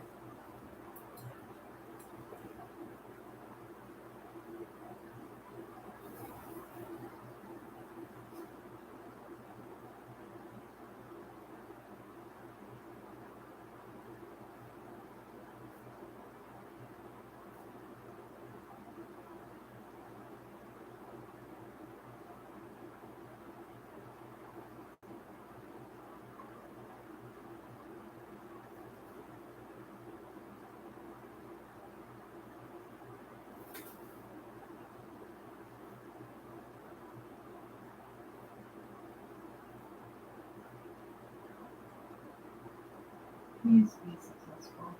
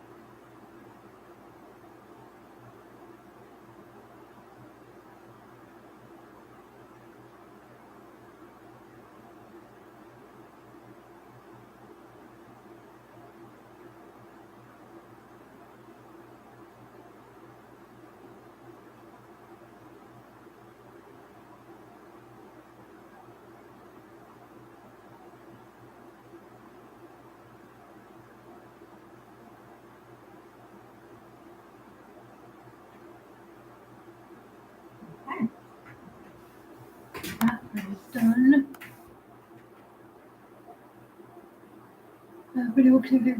Oh my god, okay. I'm just trying to stretch my neck like a giraffe to read the comments. I'll just pull it up on my phone again. I was just trying to edit my Amazon wish list because it's been a little while since I've done that.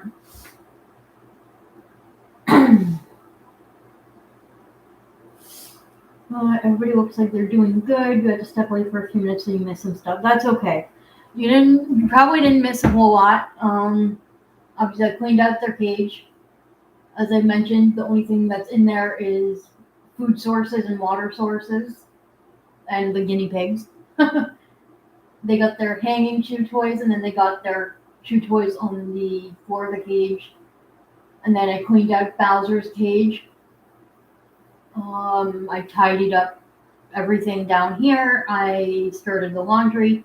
I brought the girls' laundry from the basement up here. I still got to bring it upstairs and put it away and feed them their spring mix and wash out the tunnel. But I wanted to kind of catch a breather for a moment.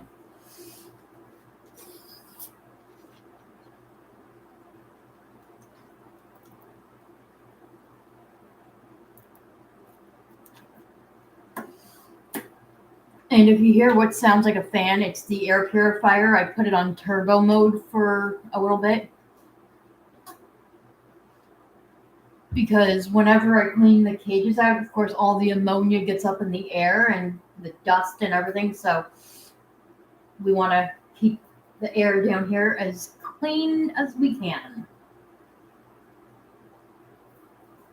And then I just cleaned out the filter and the air purifier upstairs. I didn't really clean it, but I vacuumed up off all the dust. And we're going to use that filter one more round until it tells me to change it again. And then I'll put a fresh one in and then wash that one. This filter for down here for this air purifier is like a completely different type of air purifier. Like it's different shape and everything. So it's supposed to be good for up to 3 months before I need to wash it or replace it. But in the manual, it says that if you want to vacuum off the dust off of it to extend the life of the filter, you can do that. So that's more than likely what I will end up doing, depending on how bad it is, obviously.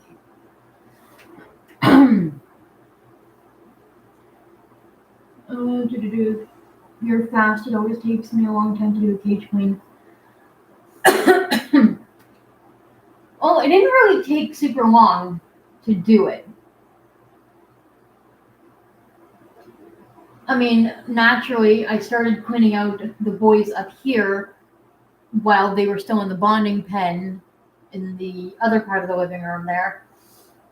So that's why it seems like it didn't take me long, but it did take me a little longer. Plus, I stopped to take breaks and then chit-chat, and then I brought out, as I was putting the bath mats out in the top half of the cage there, I was pointing out with one of the bath mats, like, I had to throw out a lot of the bath mats that came with Mario and Bowser because a lot of them had big chunks of the nubs missing from it.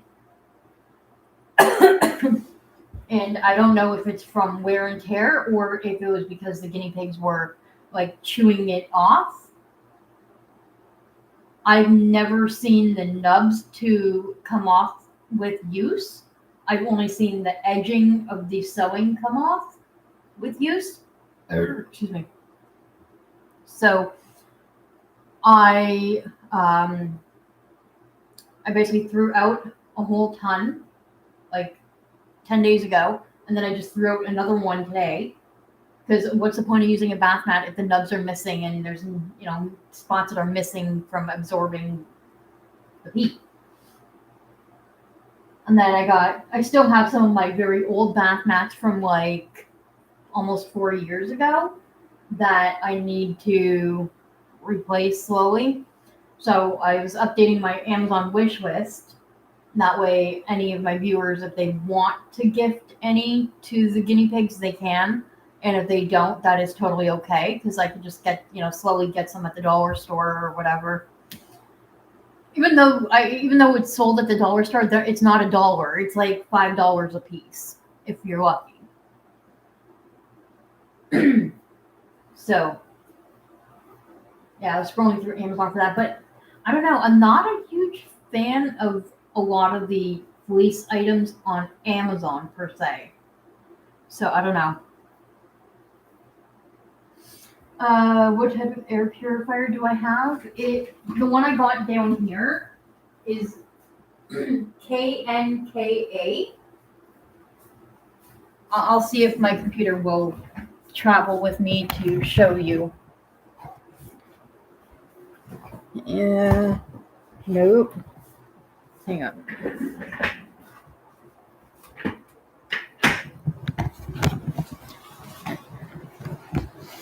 That is the new air purifier. So I did a little video or a short video talking about it. But so it's got the sticker on it to show you like if the light right there is green, it means you have excellent air quality. Blue is moderate, orange is poor, and of course red is unhealthy. So right now I've got excellent air quality. I keep turning that off. It's got a 3-speed fan, turbo, and it's got auto, and it's got nighttime. So nighttime means the lights are all off. It's still running at the very lowest setting.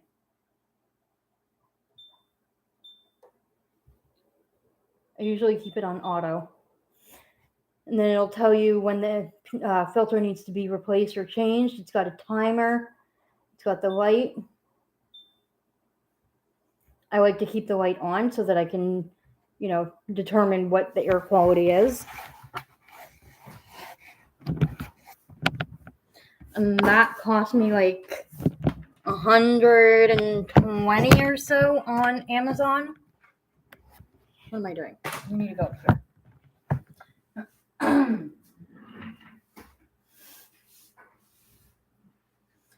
But if it wasn't for the fact that I had the option to use a firm, which means I can make 12 monthly payments to pay it, I wouldn't have been able to get it. And then the air purifier upstairs in the girls' room is Dream Egg brand. So basically, the air purifier I have here is way better than the one upstairs. So theoretically, I should have used... Boys.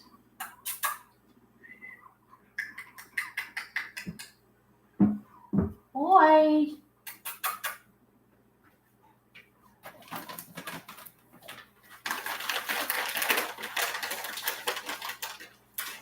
You guys want a treat?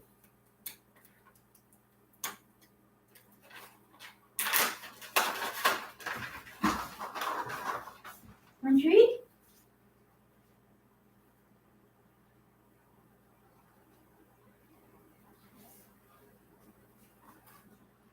Okay. There you go, good boy. There you go, Bowser. We'll put it right there.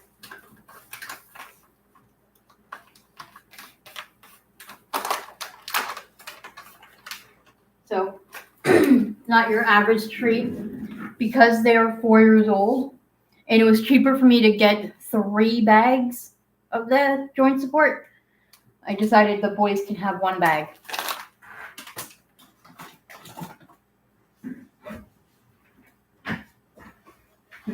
Excuse me. But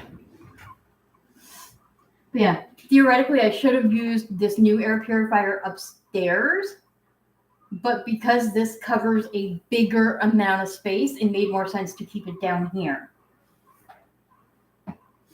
You got a shark one, and it's supposedly pet safe from what I understand. Well, pet safe is always good. We always want things that are pet safe.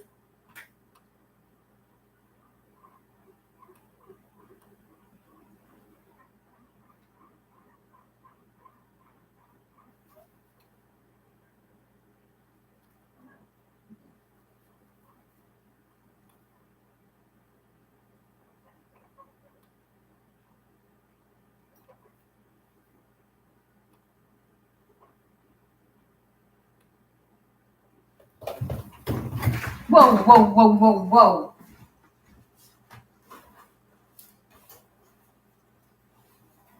Settle down.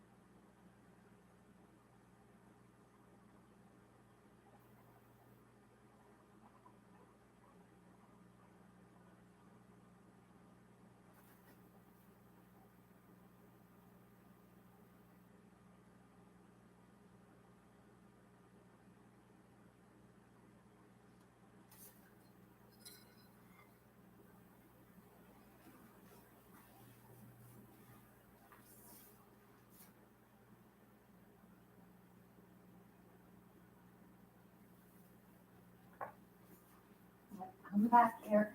Oh, no.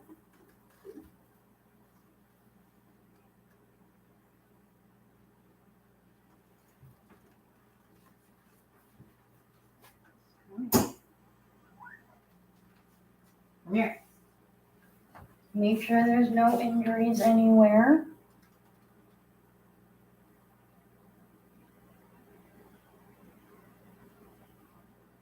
That's from previous.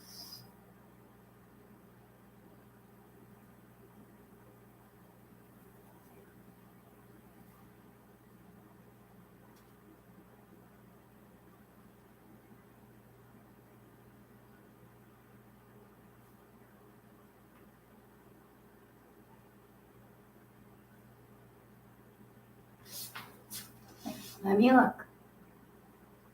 No injuries there.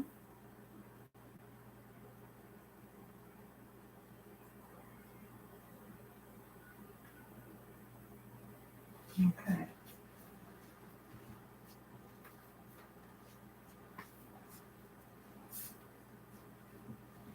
Can I take a peek at you? Come on, Matteo.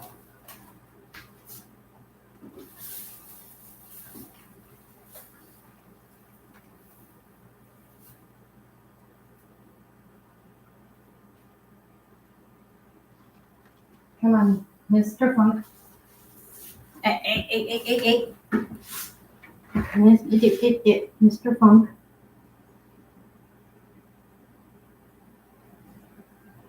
There's there. I could have spent a lot of nose punching, maybe.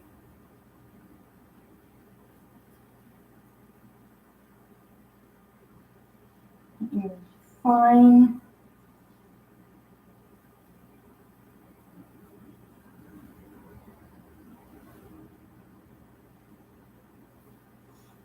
Other than your hunk of gunky board stuff, you seem to be okay as well. Here, well.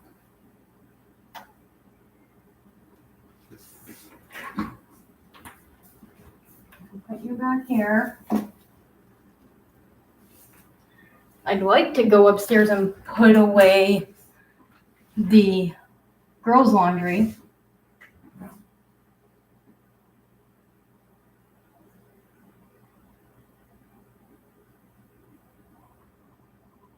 All your guinea pigs grotto. That's funny.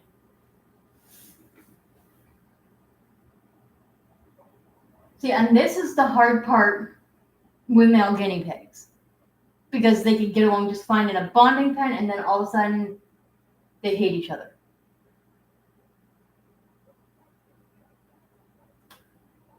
And this is why with their cage, they will not have any physical hides for quite some time. This is also why there's lots of hay around. And 2 bottles of water. So that hopefully, crossing my fingers, they will continue to, establish things and be okay.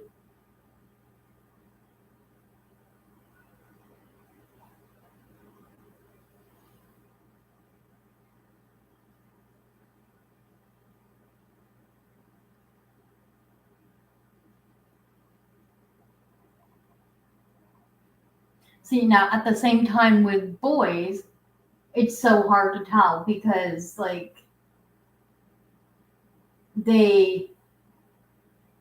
don't know, I don't even know how to explain it. Boys will be boys, I guess.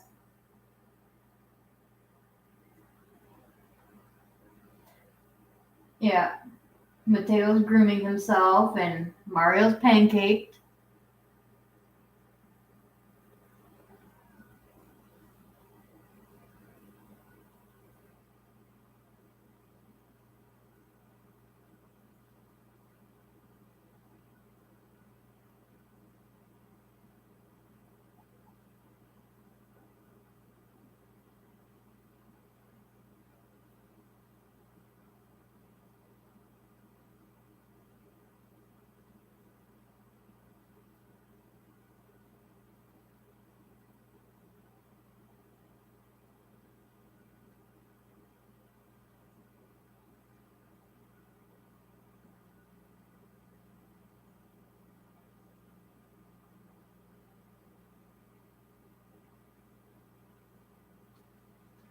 right, I am going to try and go upstairs and put away the laundry and quickly wash that tunnel. Let's pray that they will be fine until I get back down.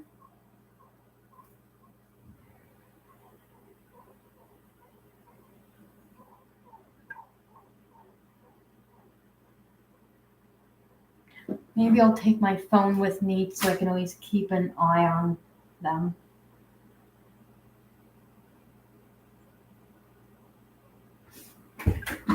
Yeah, that's what we're gonna do.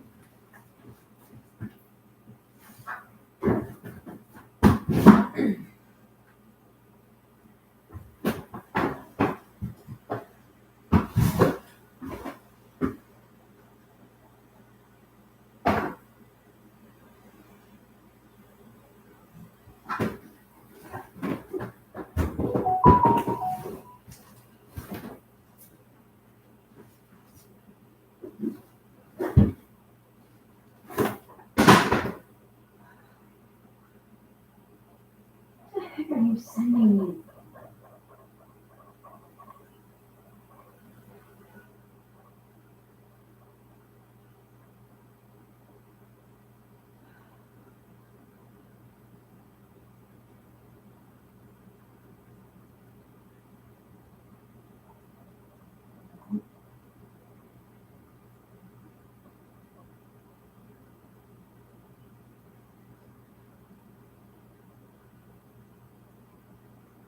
Okay.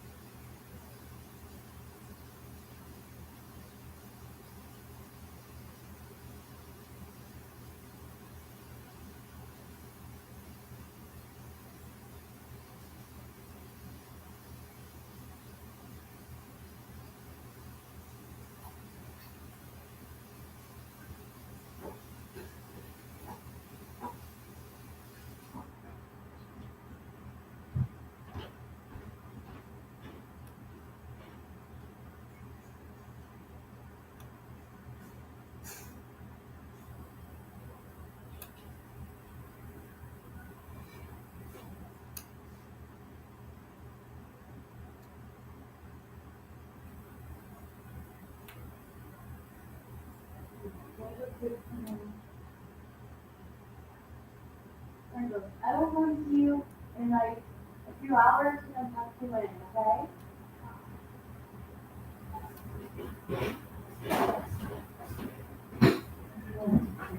More later.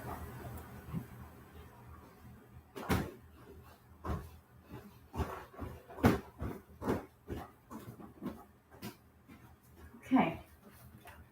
Girls are situated for now. Laundry's put away for now.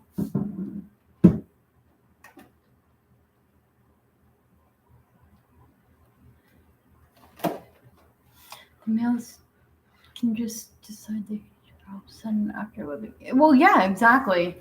That's why it's so complicated with males. I mean, that's what happened with Bruno and Matteo initially. They were together for like 2 months, living together, and then all of a sudden something happened. And the only reason I discovered that, I wasn't even home when it happened. Or maybe I wasn't in the room, I don't know. But I remember the one time I had seen Bruno and he had a cut on his lip. And it wasn't like fresh blood, but it was a cut on his lip. So I knew that they had gotten into some sort of a fight. And that's when I had decided, okay, you know what, I got to split them up. So I'd split them up, but then they took turns being depressed. At first they were fine with it, and then they got depressed. First Bruno, then Matteo, then Bruno, then Matteo. And then after that, I decided, you know what, let's try and rebond them, and it worked. And then unfortunately, he did pass away. And then, well, if you've been following along with the channel, you know that's a week after Bruno passed away is when I got Miguel. And then I let them live side by side for about a week, and then things went well. Boys, Mario, don't be an instigator. I know your name's Mario, but come on. It's a me, Mario. You're like half pancaked, half rumbly. Like you're just so bizarre. I love you. You're so bizarre and I love you. But don't be a bully. You've got an entire 15 square feet of cage space. Do not corner Matteo for no reason.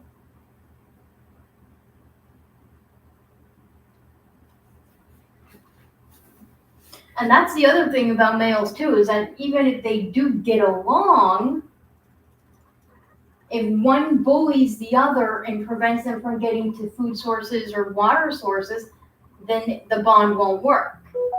So there's so many things to like pay attention to.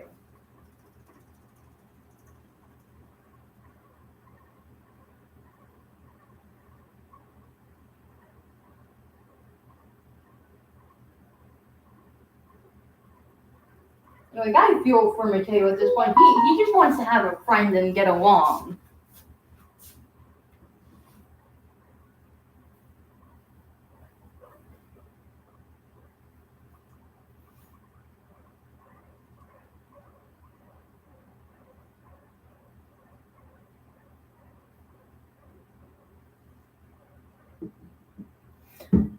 Like out of every male bonding I've done, every single one is so different from the other. And this one is very different because it's like they get along, but then they have their spats. But then they get along, then they have their spats. So at this point, I mostly got to watch for making sure that Mario actually allows Matteo to get to the food sources and to the water sources.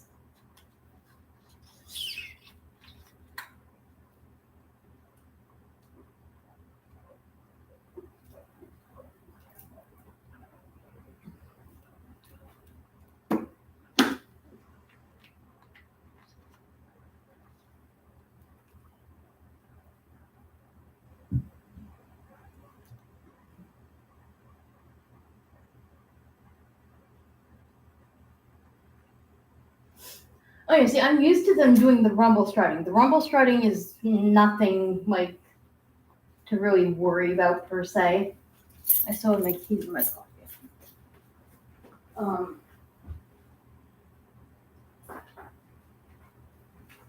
Again, it's more of just making sure that, you know, they can each get to their food sources and water sources.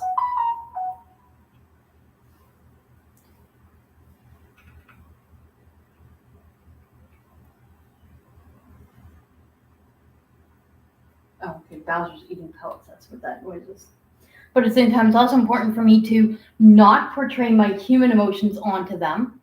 I also gotta remember to not hover over them, because if I hover over them, then again my what's the word I'm looking for?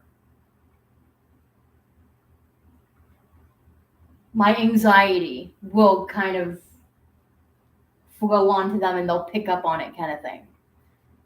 So I can't be just sitting here and constantly watch them. Like, I still got to step away, do things, trust that it's going to be okay. Like, I had observed them for over an hour before putting them in the cage. And, I did a full clean, the water, vinegar, solution cleaning. Like, I did it all. The only thing that I didn't really do is replace the chew toys because I don't have any more to replace them with. But they also haven't really touched them. Oh, don't worry about being talkative. You're the only one talking on the chat. It shows that there's 3 people watching, but only 1 person talking, and that's okay. But don't be sorry for talking.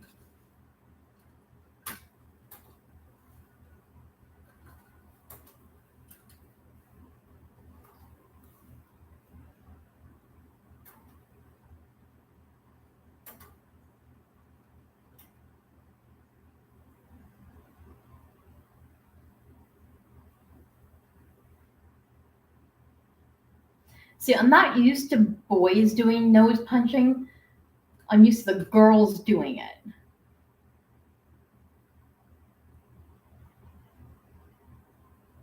But then it's so weird because when it comes to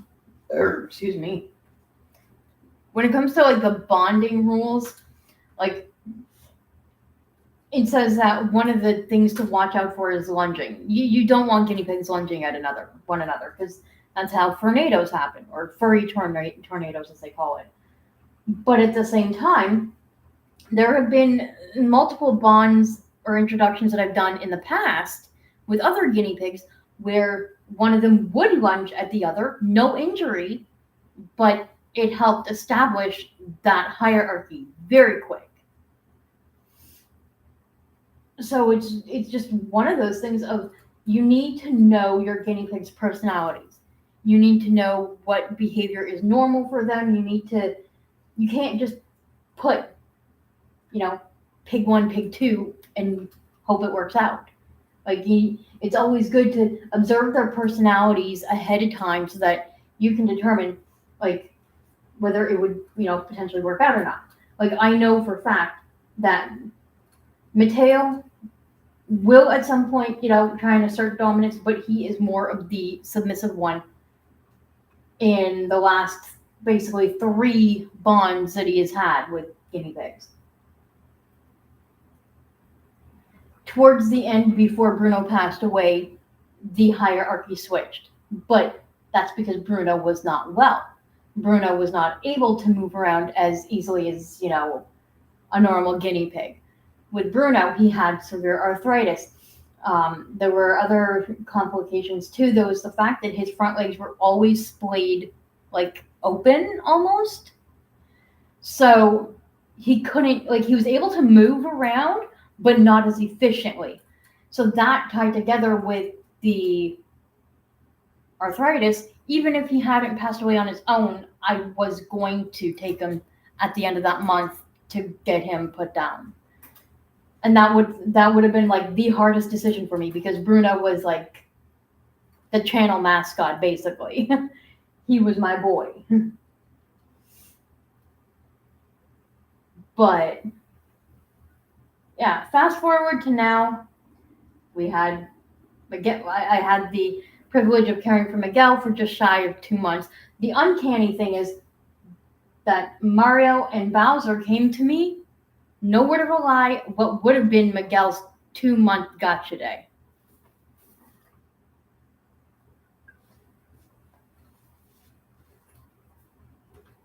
So, I don't know. I think things have a funny way of working out for themselves.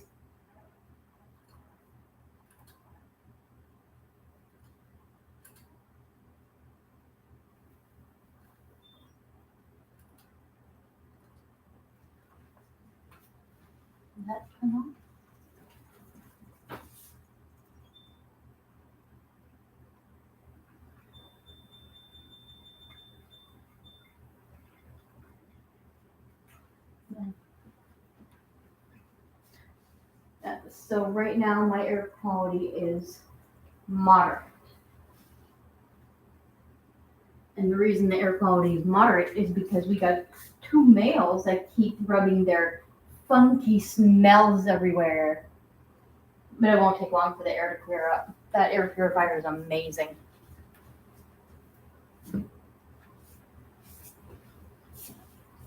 Are you hungry? I want cookies.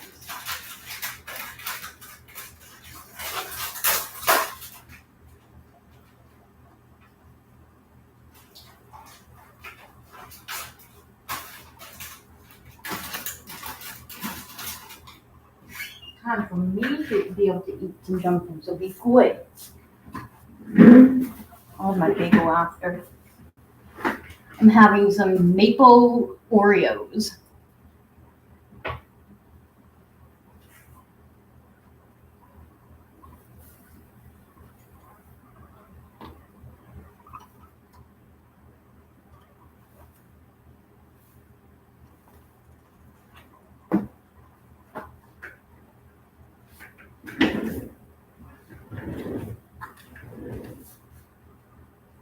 Don't be a bully.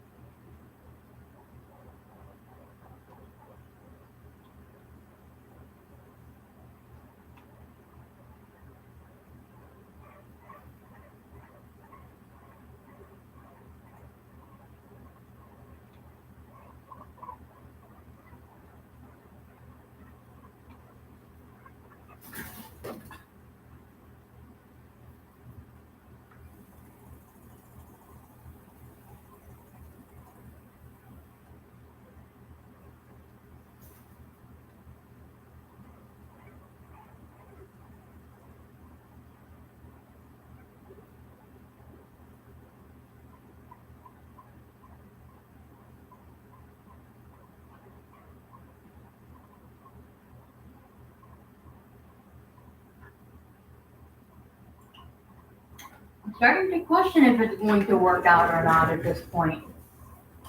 It was going okay in the bonding time, but now I'm starting to question it.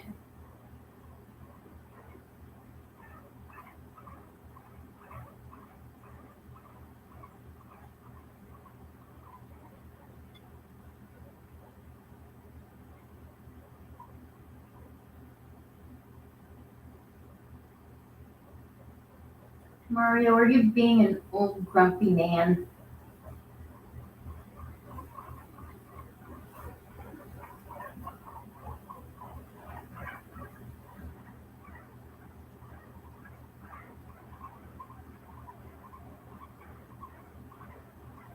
See, these sounds they're making right now, these are I'm annoyed sounds. Because they're not horrible, but they're not the greatest.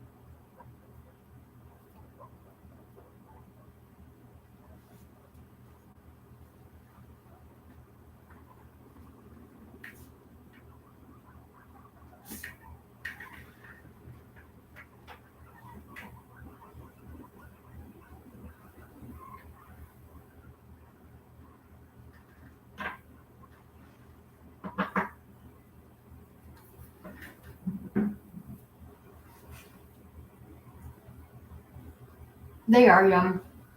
Yeah, I can plug my phone back in.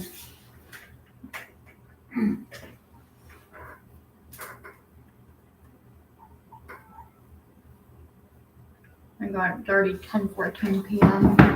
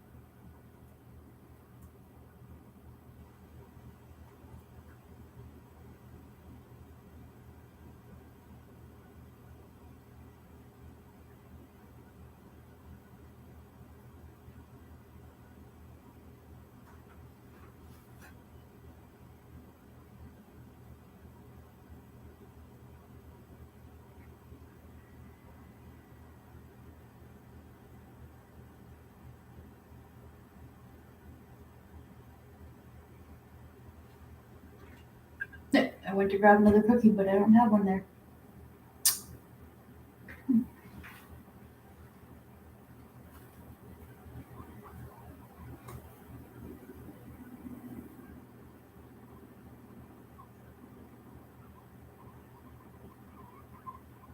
It also doesn't help that I have girls upstairs that are in heat.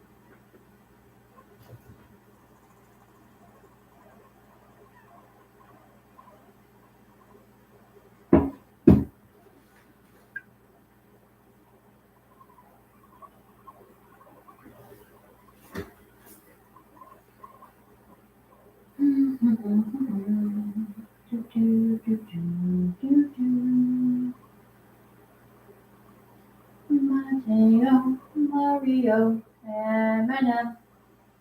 Matteo, Mario, M&M. Matteo, Mario, Matteo, Mario, M&M.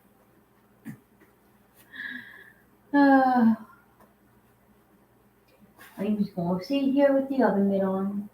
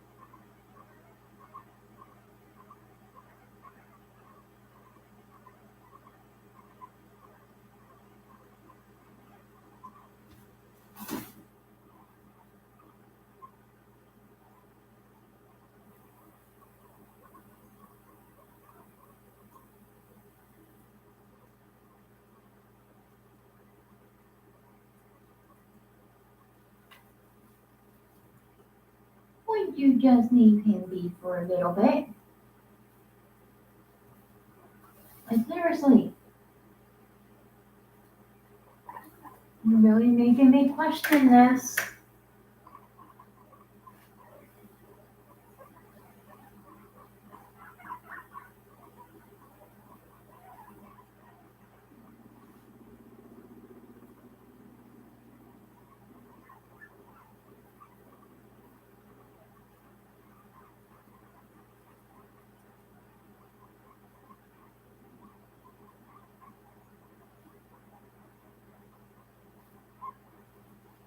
So weird. You're so weird. How you can sit there and eat hay together, but then rumble and try to nose punch each other. But then you can sit there and eat hay together. Like, what?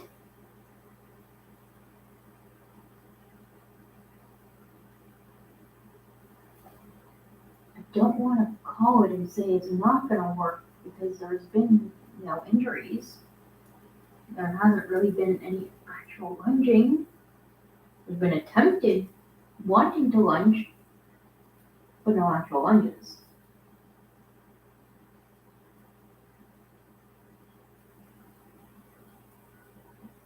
Maybe I just keep forgetting how boys are when they're together. It's possible. And I'm totally just like muttering to myself.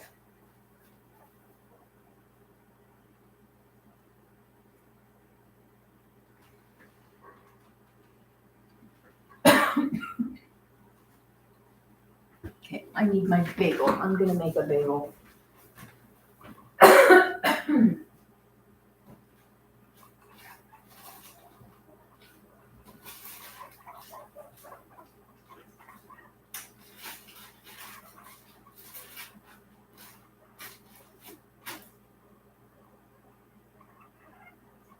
I'm watching you.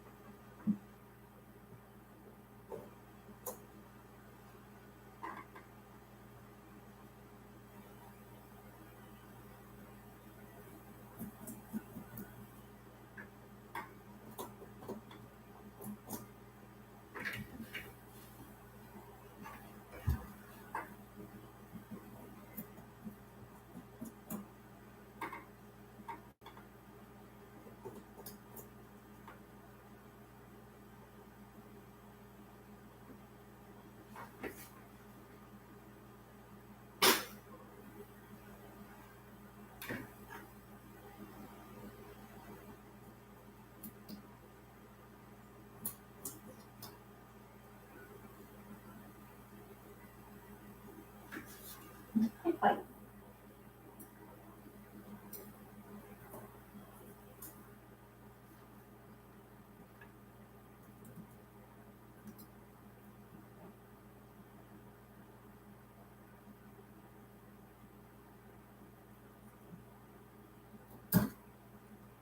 That's a big bite for you, mister.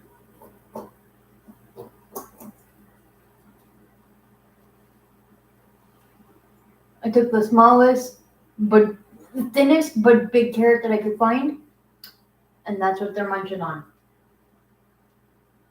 I'm taking a break from rumble strutting and going crazy.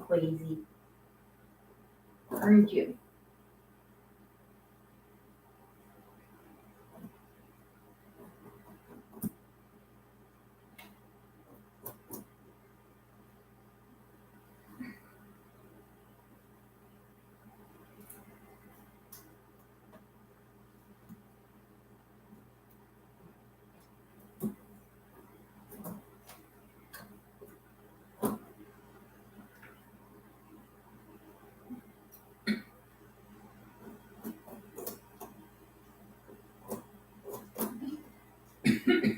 Hmm.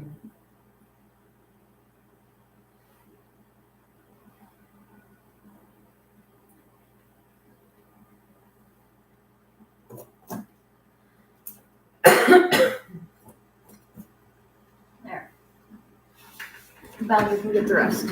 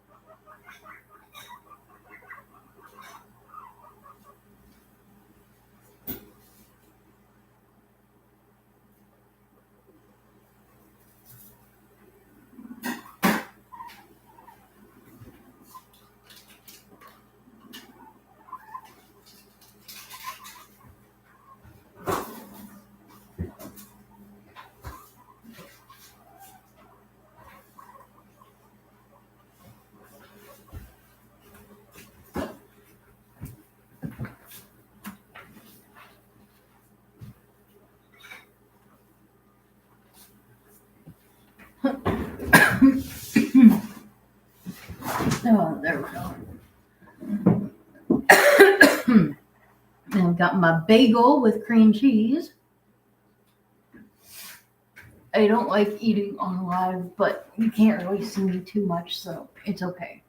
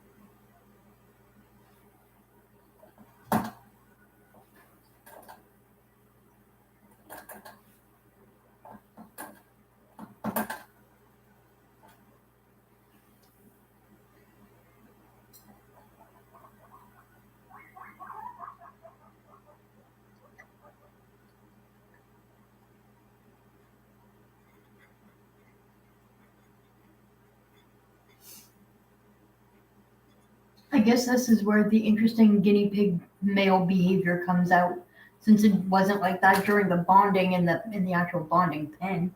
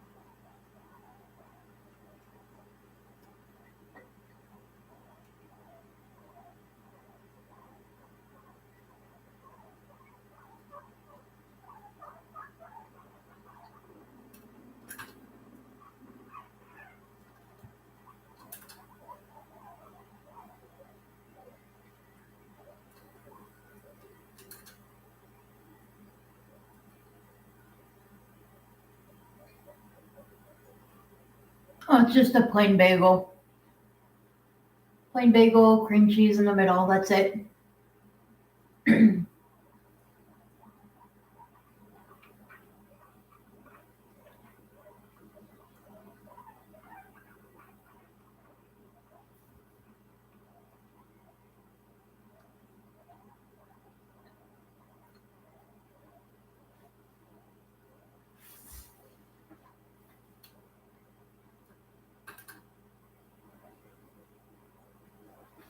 Oh my gosh, I'm behind on crossing off the dates on my calendar again.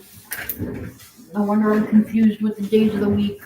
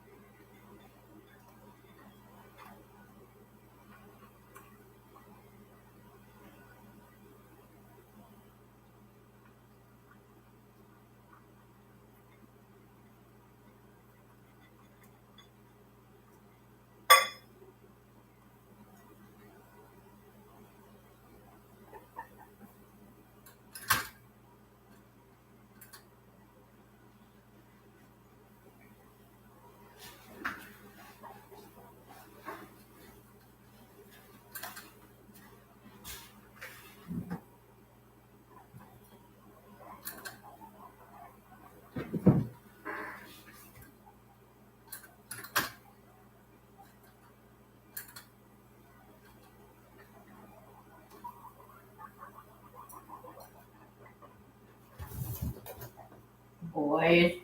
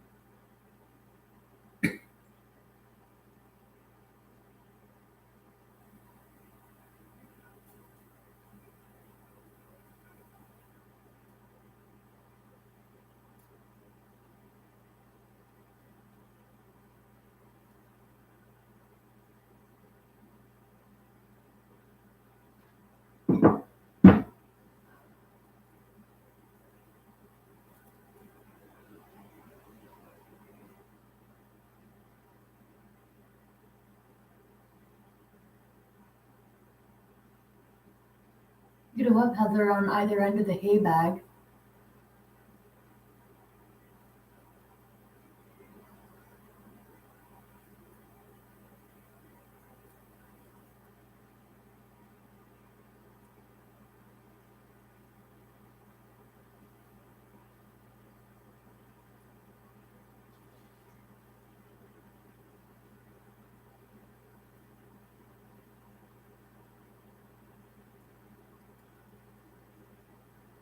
I think Mario is dreaming. His ears were twitching. That's so cute.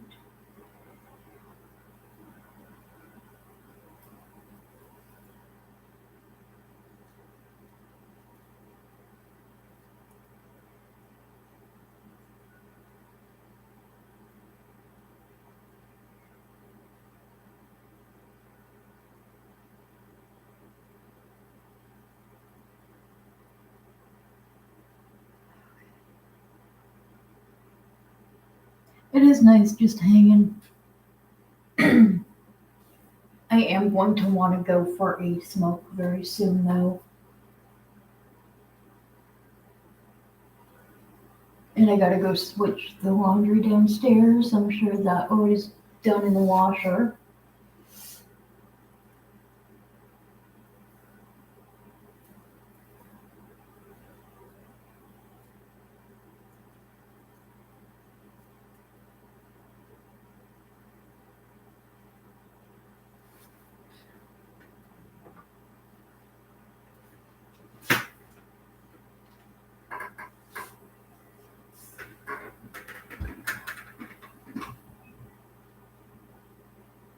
I'm sorry, I moved.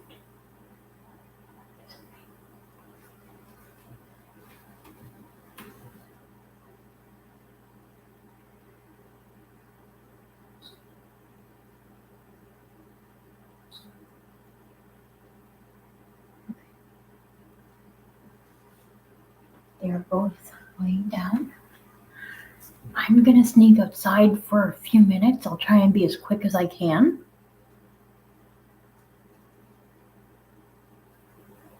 You can piggy sit them, right? I'll have my phone with me, so if something happens, just, type it in and I'll see it.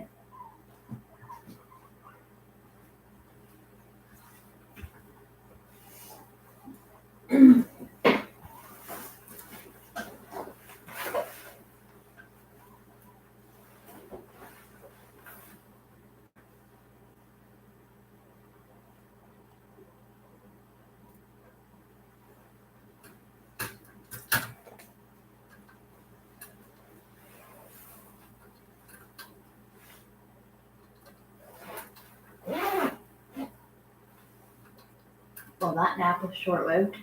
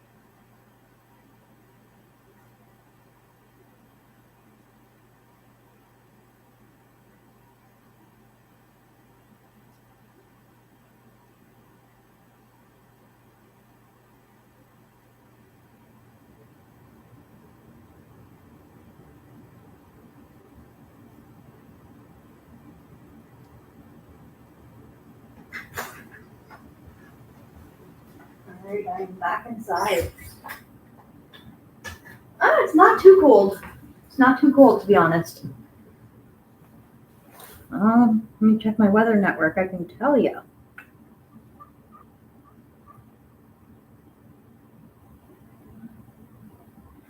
Apparently it's 3 degrees and feels like 1 degree. I guess it's cold enough. Didn't feel like it out there to me though.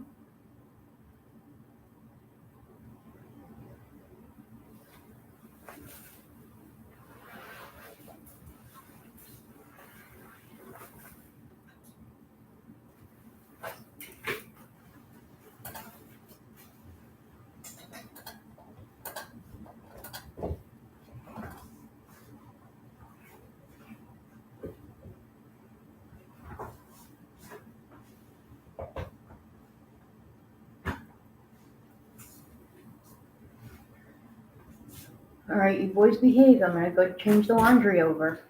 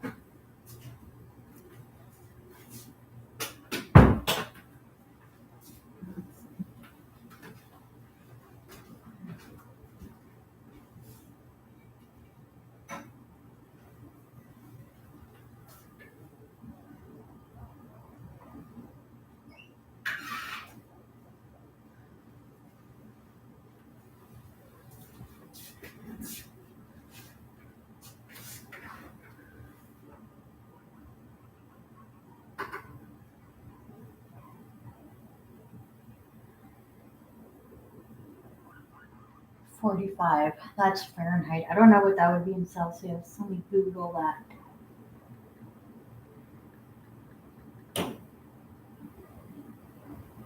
Okay, that would be 7 degrees Celsius.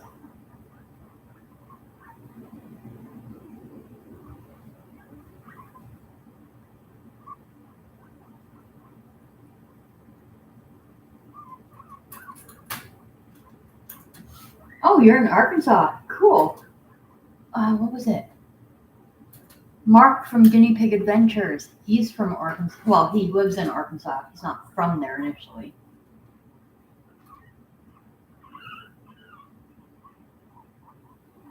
Yeah, California and British Columbia and places that way, they always have nicer weather compared to here. Okay, not always, but most times.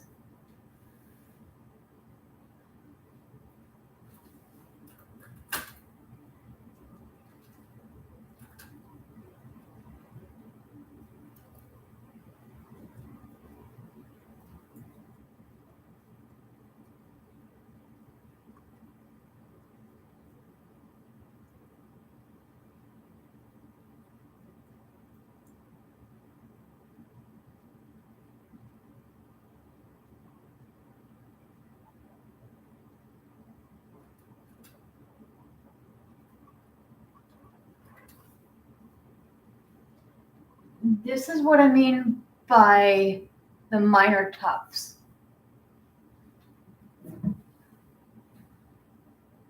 I wish I could zoom in on the computer, but I can't.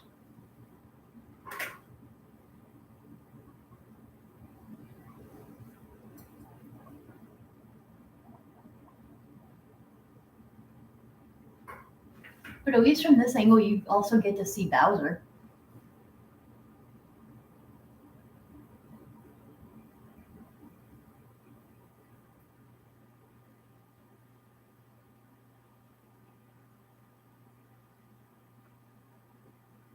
Oh, it was funny. When I was 10 years old, we moved out to British Columbia. And I remember when I first arrived there, like it was, I think, summertime, or maybe it was fall. I can't remember exactly what time of year it was. But I remember when we got to BC, I was freezing cold in comparison to when I lived in Montreal.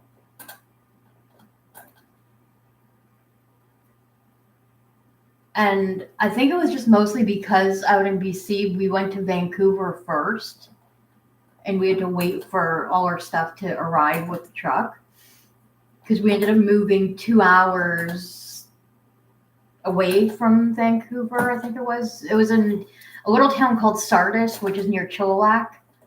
And yeah, I remember I was like just freezing cold, but I think it was just because we were so close to the body of water, which I wasn't used to. Whereas where I live now in Ontario, I'm not far from a body of water, so I've kind of gotten accustomed to it. But I get cold very easily anyways, which is why it was surprising that I didn't feel cold when I went out for my fresh air.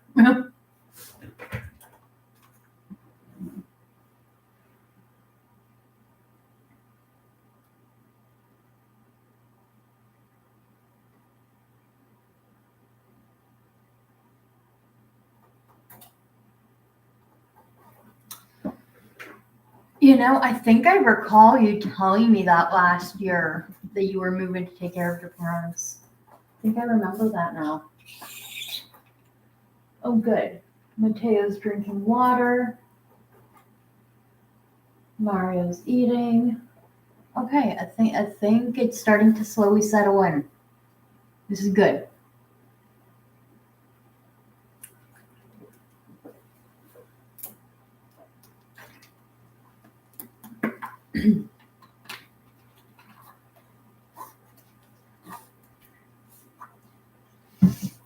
So, girls' laundry's been put away. Their laundry is in the dryer, so that's not a big deal. I don't have to take it out of the dryer tonight. I do have to go shower soon. Mopping floors is going to be put off again, but that's okay, not a big deal. It's not like the floors are like super, super dirty. A couple of strands of hay, but you know, that's about it. I will get mopping done by Friday though. Friday at the latest. And I'm literally just thinking out loud right now.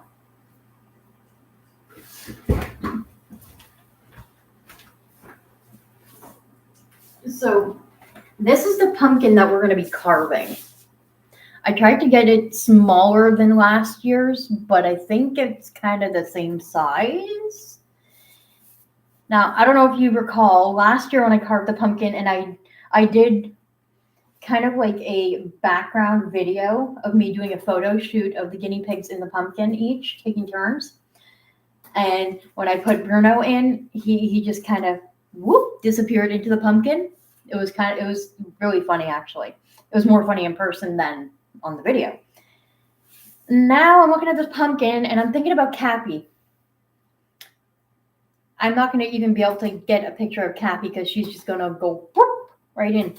So what I might end up actually doing is instead of carving the pumpkin, I might just carve one giant circle on the side and kind of like turn it into a hideout. And then I might do those photos that way. I did get this pumpkin from the pumpkin patch. I did. And I've already washed it down and wiped it and everything. So I did take pictures of the boys each by the pumpkin. Or you know what I might do? I don't know. The other option that I have is just take pictures of the girls right beside the pumpkin, kind of like I did with the boys.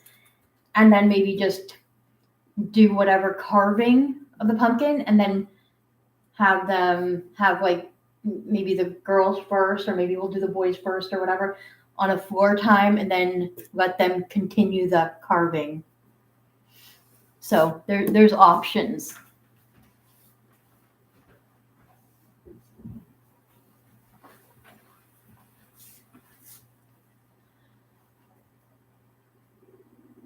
You think out loud all the time. I don't know how you do everything you do. What do you mean? What do you mean by that? Do you mean like with the amount of guinea pigs that I have, or just like I don't know. I don't understand what you mean by that.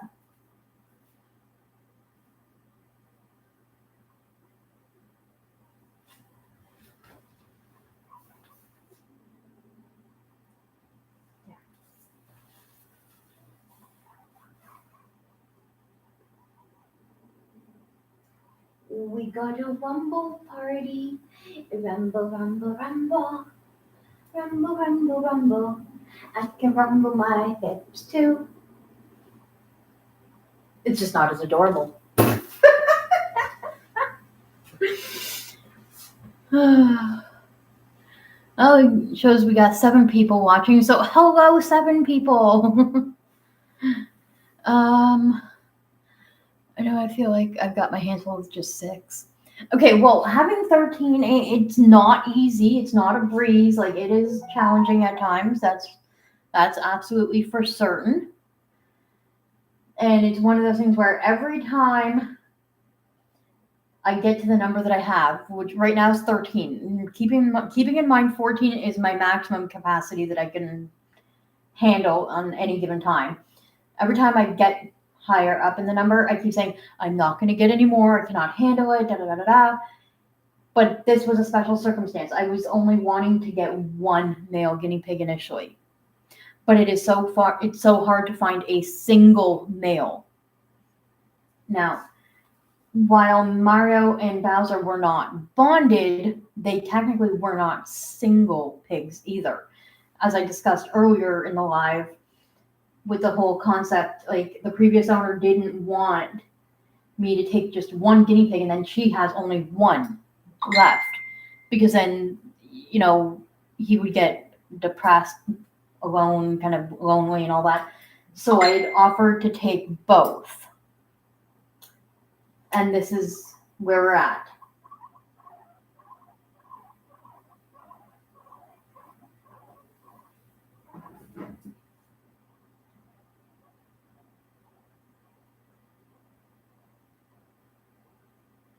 I mean, okay, so I don't want to drop my phone. As far as making the signs, I haven't really made any new ones lately. I might make 1 new one, and that's if I decide to do a fixed Guinea Vision sign to put down here, which basically where the fall sign is up there is where I would put it if I do it. But it doesn't take me that long to do it because it's a process, I start off with doing my base coat over the sign. Like, I'll just kind of show you an example.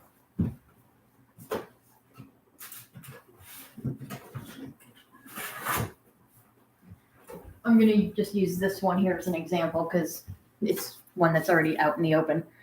This one is actually a blank fall one that I have. But basically the process I do is I take whichever design of the sign that I do and I paint my base coat. So whether it's white or black. And then I let it dry. So while that's drying, I can get other things done. Whether it's housework like doing dishes or mopping or sweeping. It's all about organization, really. Like, usually either Fridays or Sundays are the days that I do my guinea pig weight checks. There are times where life gets in the way and I forget. I try not to, because it is important to keep track of their weights and everything, but sometimes it happens. And then, like, I have it written on my calendar beside me, which I'm thrown off of it already because of this. But I've been trying to write down what days I do their full cleans so that I can keep track of what day I need to do it. Like Bowser, I can get away with a once a week cleaning because it's only 1 guinea pig. So as long as he doesn't just like soil like one area sopping wet, it should be fine. And I don't always keep the hideout in the same spot. I rotate which corner it is too. So that kind of gives it more time to dry and this and that. But cage like this with the boys, for example, like today's Wednesday, so I ended up doing, instead of doing it on Friday, which I was going to do tomorrow instead, I ended up doing it tonight. So no big deal. I can possibly get away with doing another full clean for them in a week's time, depending on how funky the liner gets. But as far as like upstairs with the girls, because of the amount of guinea pigs there are, I have to do two full cage cleans per week for them. So it's about organizing and just trying to, keep track and not like get overstressed about things. And the other thing too for me is, okay, so for example, when you watch Saskia's lives on Saturdays and she does health checks, she does the whole shebang, like she'll check nails, she'll check bore pockets or, females area, check for stones, clean ears. She'll do like all of it in one go. I break it up. So typically when I get them out to do their weights is when I do nails. The following week, I will, pick them up, cuddle with them, whatever it might be, and then I will check their ears. If it needs to be clean, then I do that. The boys, well, usually if they start smelling really funky, I know that their pocket needs to get cleaned. So for me, it's a weird system, but it works for me.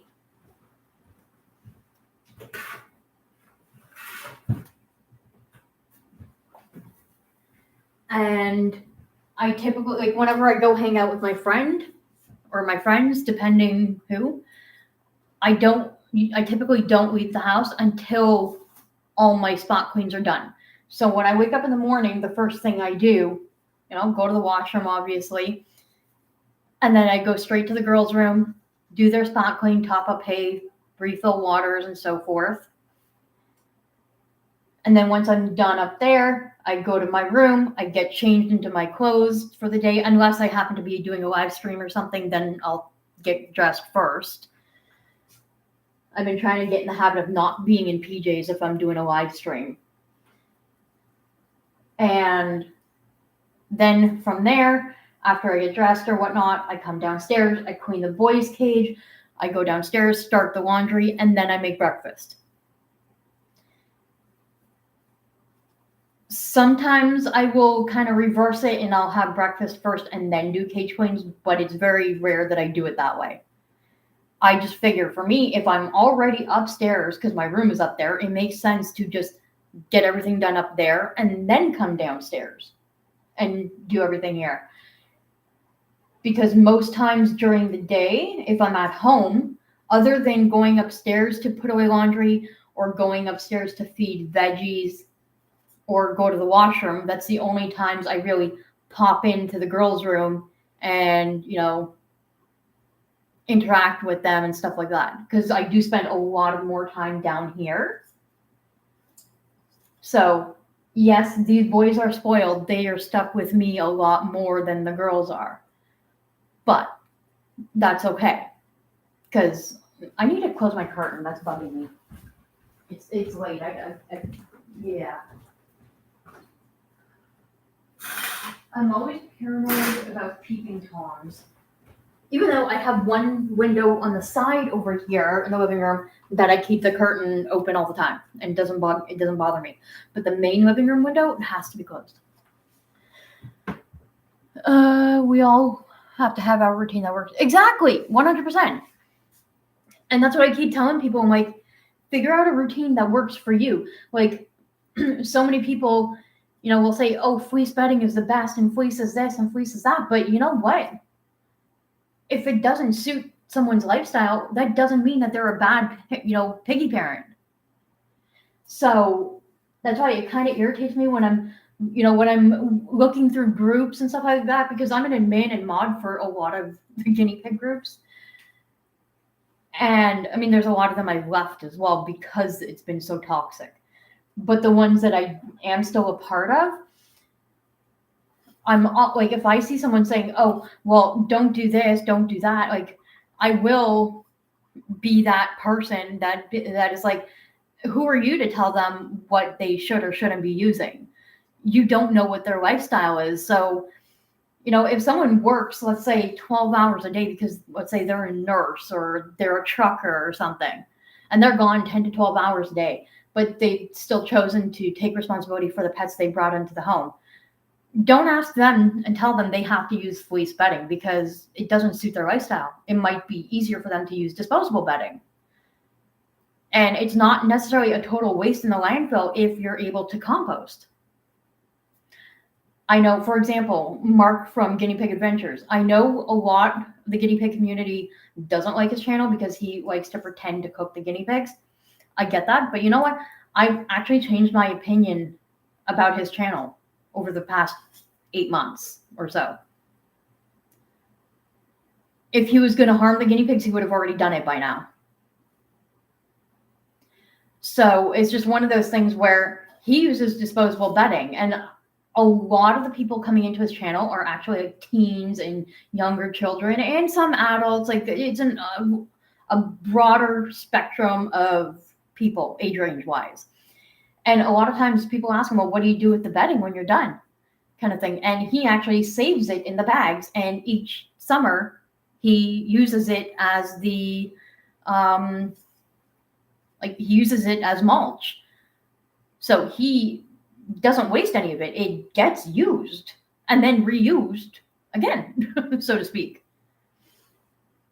So it's one of those things where, some people choose to do bedding for that reason. There's some people who don't have access to washer and dryer. Sure, you can use a laundromat, but they might not have access to a vehicle to get to one. So it really, really, really, really depends on your lifestyle. You don't have a routine and you think that's your problem. It might be. But then again, some people function better without a routine. I just happen to be the type of person that needs a bit of a routine. Like, I am a flexible person. I adapt fairly easily.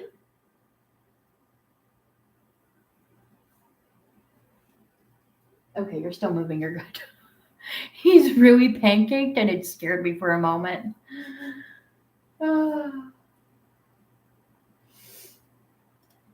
But for me, because of the amount of guinea pigs in cages that I have and because of the sizes of my cages, doing disposable bedding is not feasible for me because of the cost. Now, where I live, there is no farm feed store, so I cannot get a big bulk bag for $10 or less, like a lot of other people can. So if I was to do disposable bedding, and last year, it was around the November through into January, mid-January, for about 2.5 months where I was doing disposable bedding because I didn't have a choice. My washer was broken. What was I supposed to do? And the fact that I do laundry every single day to keep the smell at bay. That's another difference between me and a lot of other guinea pig owners. And it would cost me over $100 per week to use disposable bedding. So ideally, based on my income, that is not an option. And most of you know, I live off of a disability income. So I get a certain amount each month that I have to distribute between rent, bills, and groceries. Now, if it wasn't for living in housing or rent geared to income, as they call it, then I would not be able to, keep all these guinea pigs. If it wasn't for getting hay in bulk, I would not be able to have the amount of guinea pigs that I have.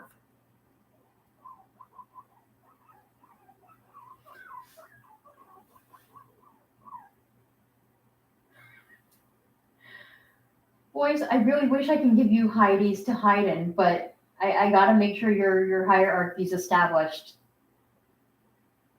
But I think it's adorable that you're sleeping in the open like that.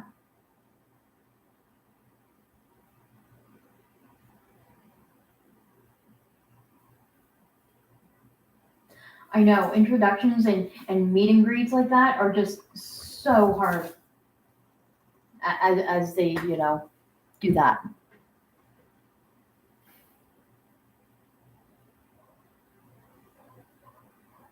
Oh, I'm gonna be a bully. I'm gonna nose punch, and then I'm gonna pancake. Boys will be boys, I guess.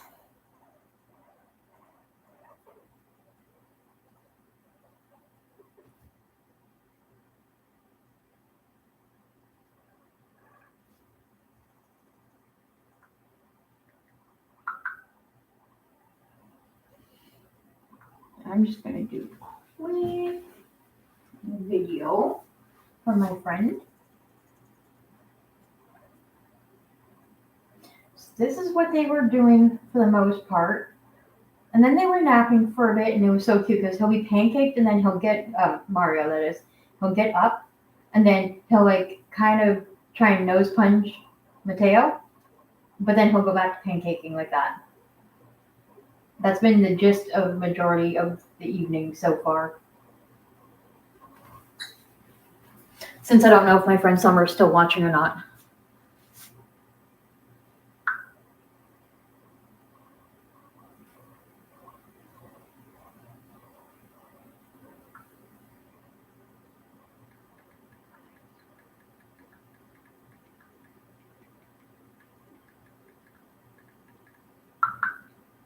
And Michelle just messaged. So I told her the live stream is still going in case she doesn't want to pop in. Who do you think is going to be in charge, so to speak? Oh, Mario. 100%. I think it's Mario.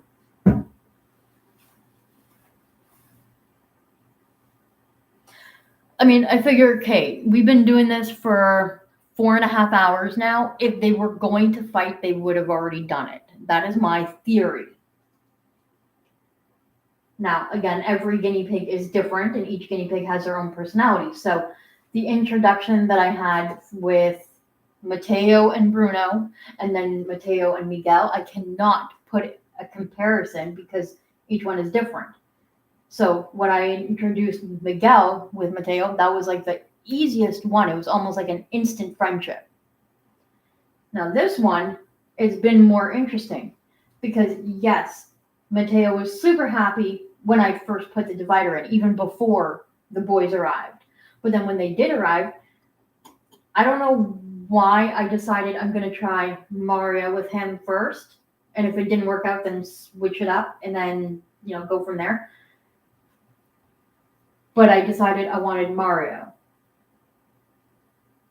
So even just having Mario right there, you can see that Matteo was that much happier all of a sudden. He started eating and drinking more properly again. It was more the drinking that I was worried about with Matteo.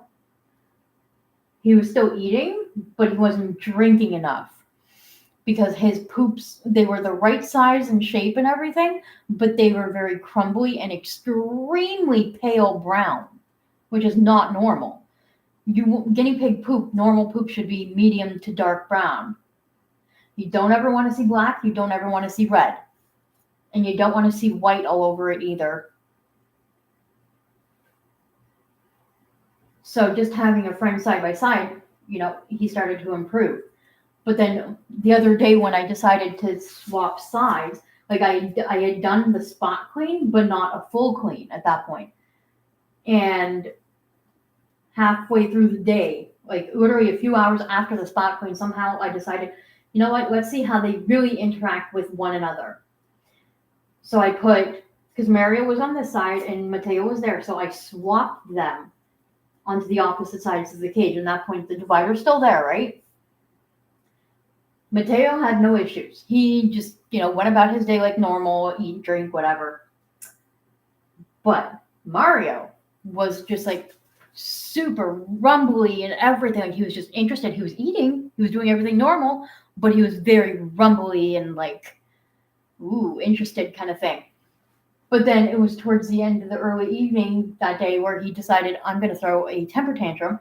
And just like a bunny would stomp or thump when they're, angry, that's what he was doing. He was bucking his back leg out of nowhere. And then when I switched them back to their regular size, he was perfectly fine.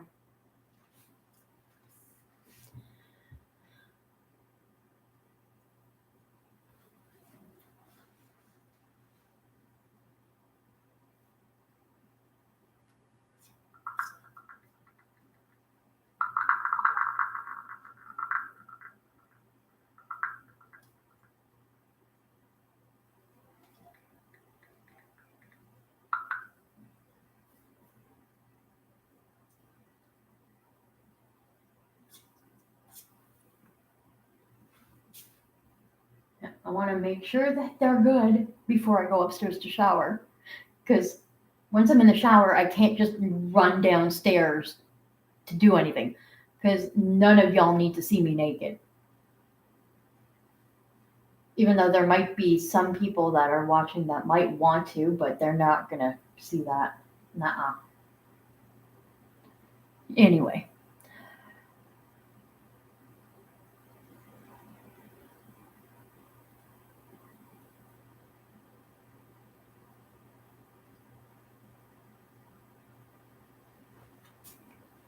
I'm going to try and sneak and get a picture again. Let's try.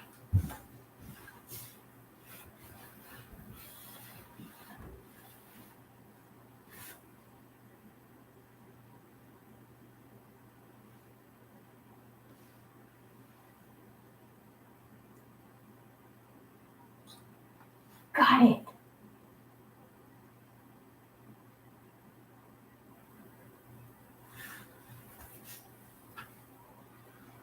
Okay, relax.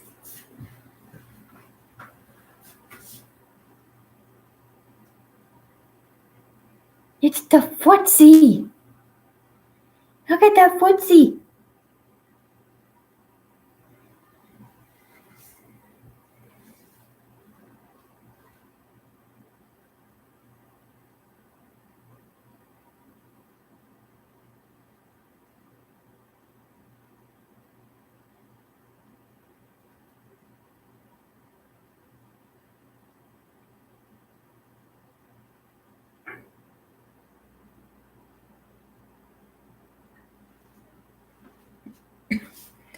There's the picture of Matteo. If you look closely, you can see the little footsie. Oh, there's another one with the footsie. And yes, I keep calling it a footsie. This is when the cage looked nice and pretty. And then the rest were from the bonding. Fully pancaked, but you can see his bijankas.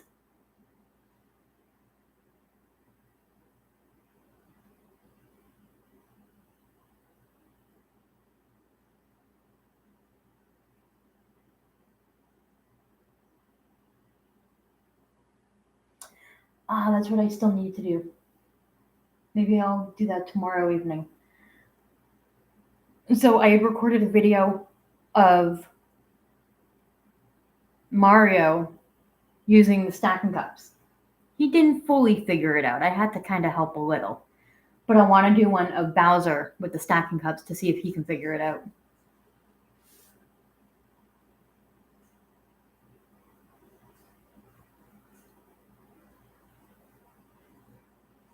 Okay, I got to show you this picture.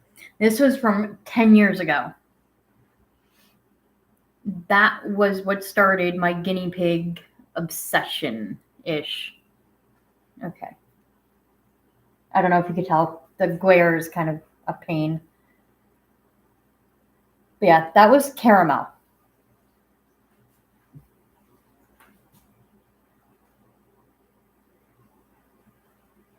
And then the other guinea pig I had that was Caramel's cage mate, her name was Barbie. My kids had named her. And she looked almost identical to Lucy. I don't know if y'all remember what Lucy looked like. I'll see if I can find a picture. Do I have any on the phone? Probably not. No, I don't have any on the phone. The ones on the phone are all of the more recent concurrent ones. Plus, I've got pictures of my kids on here. And that I'm not allowed to show, so yeah. Just means Lucy's photos are on the computer.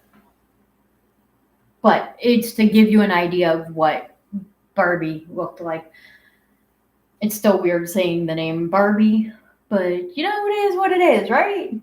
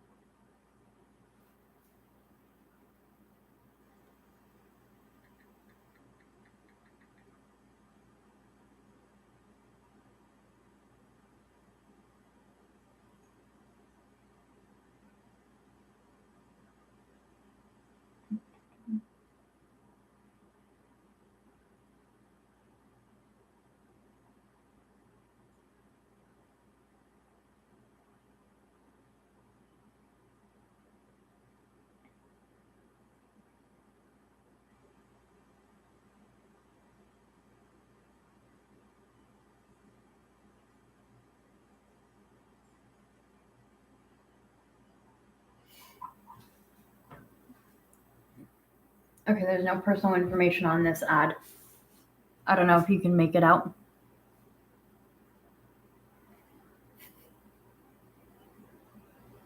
Yeah, someone's selling that dinky pet store cage for $70. Apparently it comes with food. Woo! Right, okay, the bedding is like the recycled compressed paper bedding, the colorful stuff. Don't like that. Oh god, I really don't like that. This particular bedding is made with zeolite and baking soda for superior odor control. Oh, no. Okay, the food that it comes with would be good. Oxbow adult food. Bag of Timothy hay, sure. Pet carrier, oh, okay. It's still not worth that price. Like, oh my god. Okay, so I'm like looking at this photo, zoomed in as far as it goes.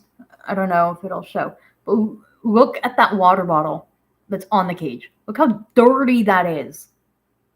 It's disgusting.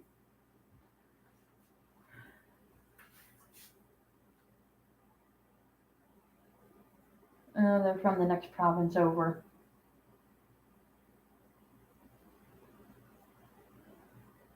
Send seller a message. Just so you are aware, that is too small for guinea pigs to live in. It would make a great travel cage or carrier.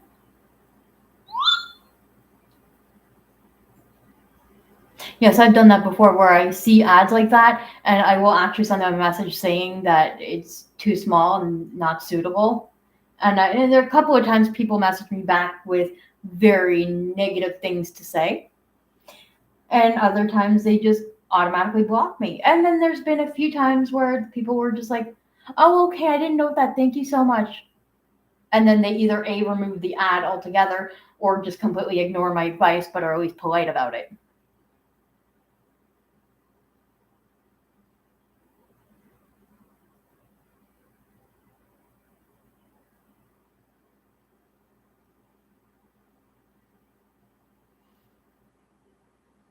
What? Cafeteria for sale in secondary school. Okay, interesting. I don't care about the cafeteria. I want that pizza.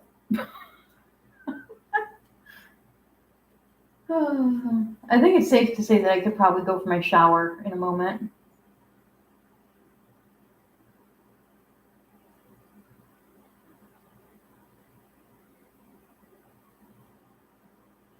Okay, now you see something like this for $20 is a good deal. Portable playpen comes in good use if you have only 2 guinea pigs and you want to do a bonding, or if you have a safe area outdoors with no predators and you want to have them just playing outside for a little bit if it's not too hot or cold. Suitable.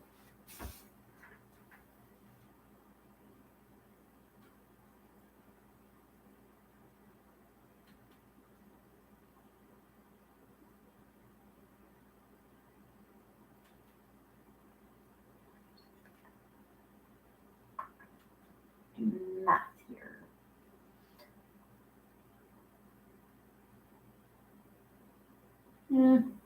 Okay. Then there's another ad for $65. There's that one. Large open top guinea pig cage. At least it's clean compared to the others. Downside is, it's not that this is necessarily too small, but that particular one, it would be doable for a temporary cage for like 1 guinea pig. It comes to about 6.7 square feet. So under the minimum, but not, it's still bigger than the little, starter cages kind of thing.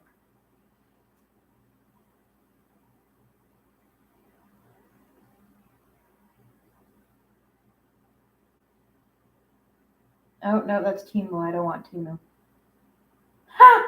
I love that. Oh my god. Nope, that's Sheen. Definitely don't want that.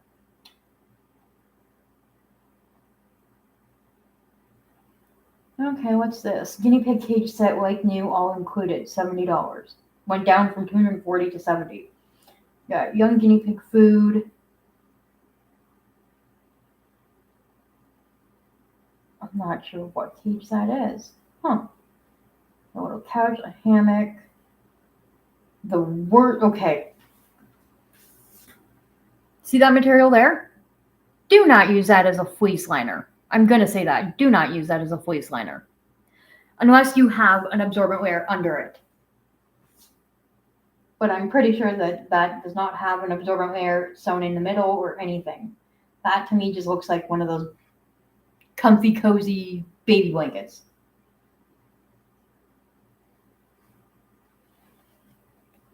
It's the Full Cheeks water bottle food bowl station in one. That's not horrible, but personally I wouldn't use that. I feel like it would take up space in the cage.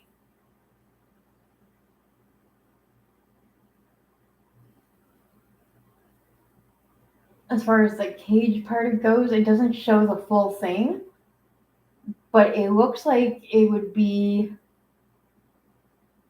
similar to the Amazon Basics, but with a lid. Not horrible.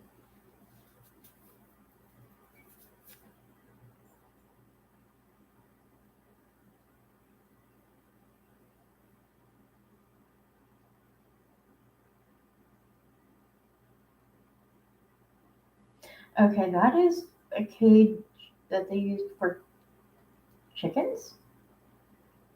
I'm assuming it's in French. I can't understand it.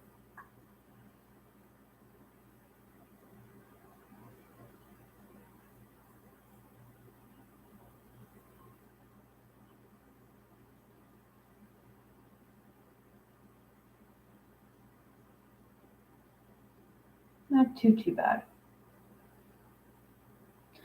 Okay, this next ad. Nearby, 5 kilometers away. Not far. Animal enclosure for rabbit or guinea pig. Total of $225.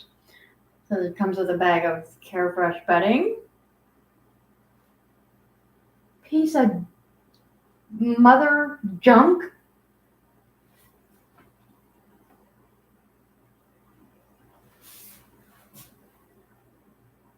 Small cage.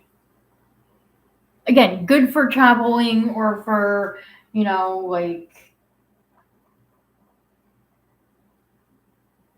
it's good as travel cage, good as like just not permanent caging. But then it comes with like an outdoor play yard thing. So I mean, okay, not horrible.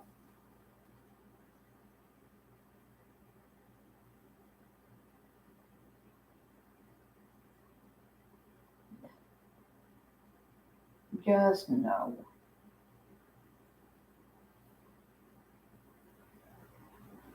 A bag of something, I don't know. I'm assuming food. Doesn't say. Large bag of rabbit food. Okay. Yeah. That's too small for a guinea pig. Let alone a rabbit.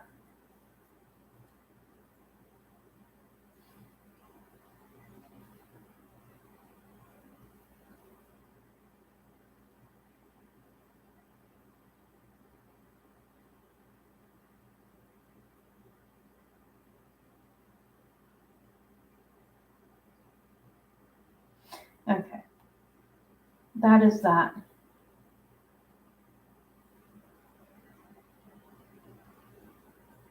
I think it's safe for me to go take my shower. I'm going to leave the stream running until I'm done my shower, and then I might end it. Or keep it going depending on how they're doing when I'm done my shower.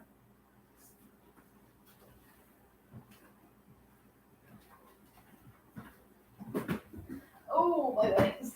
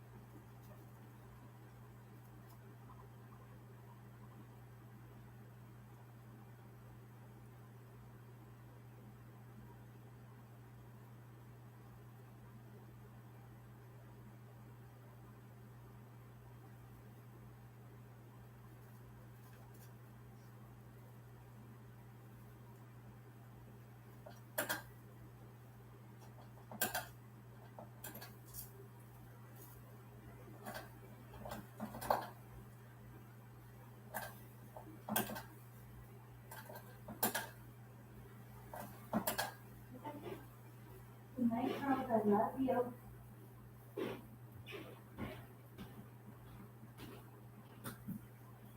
And it's the night. Okay. We're gonna have a snack again and then go to bed.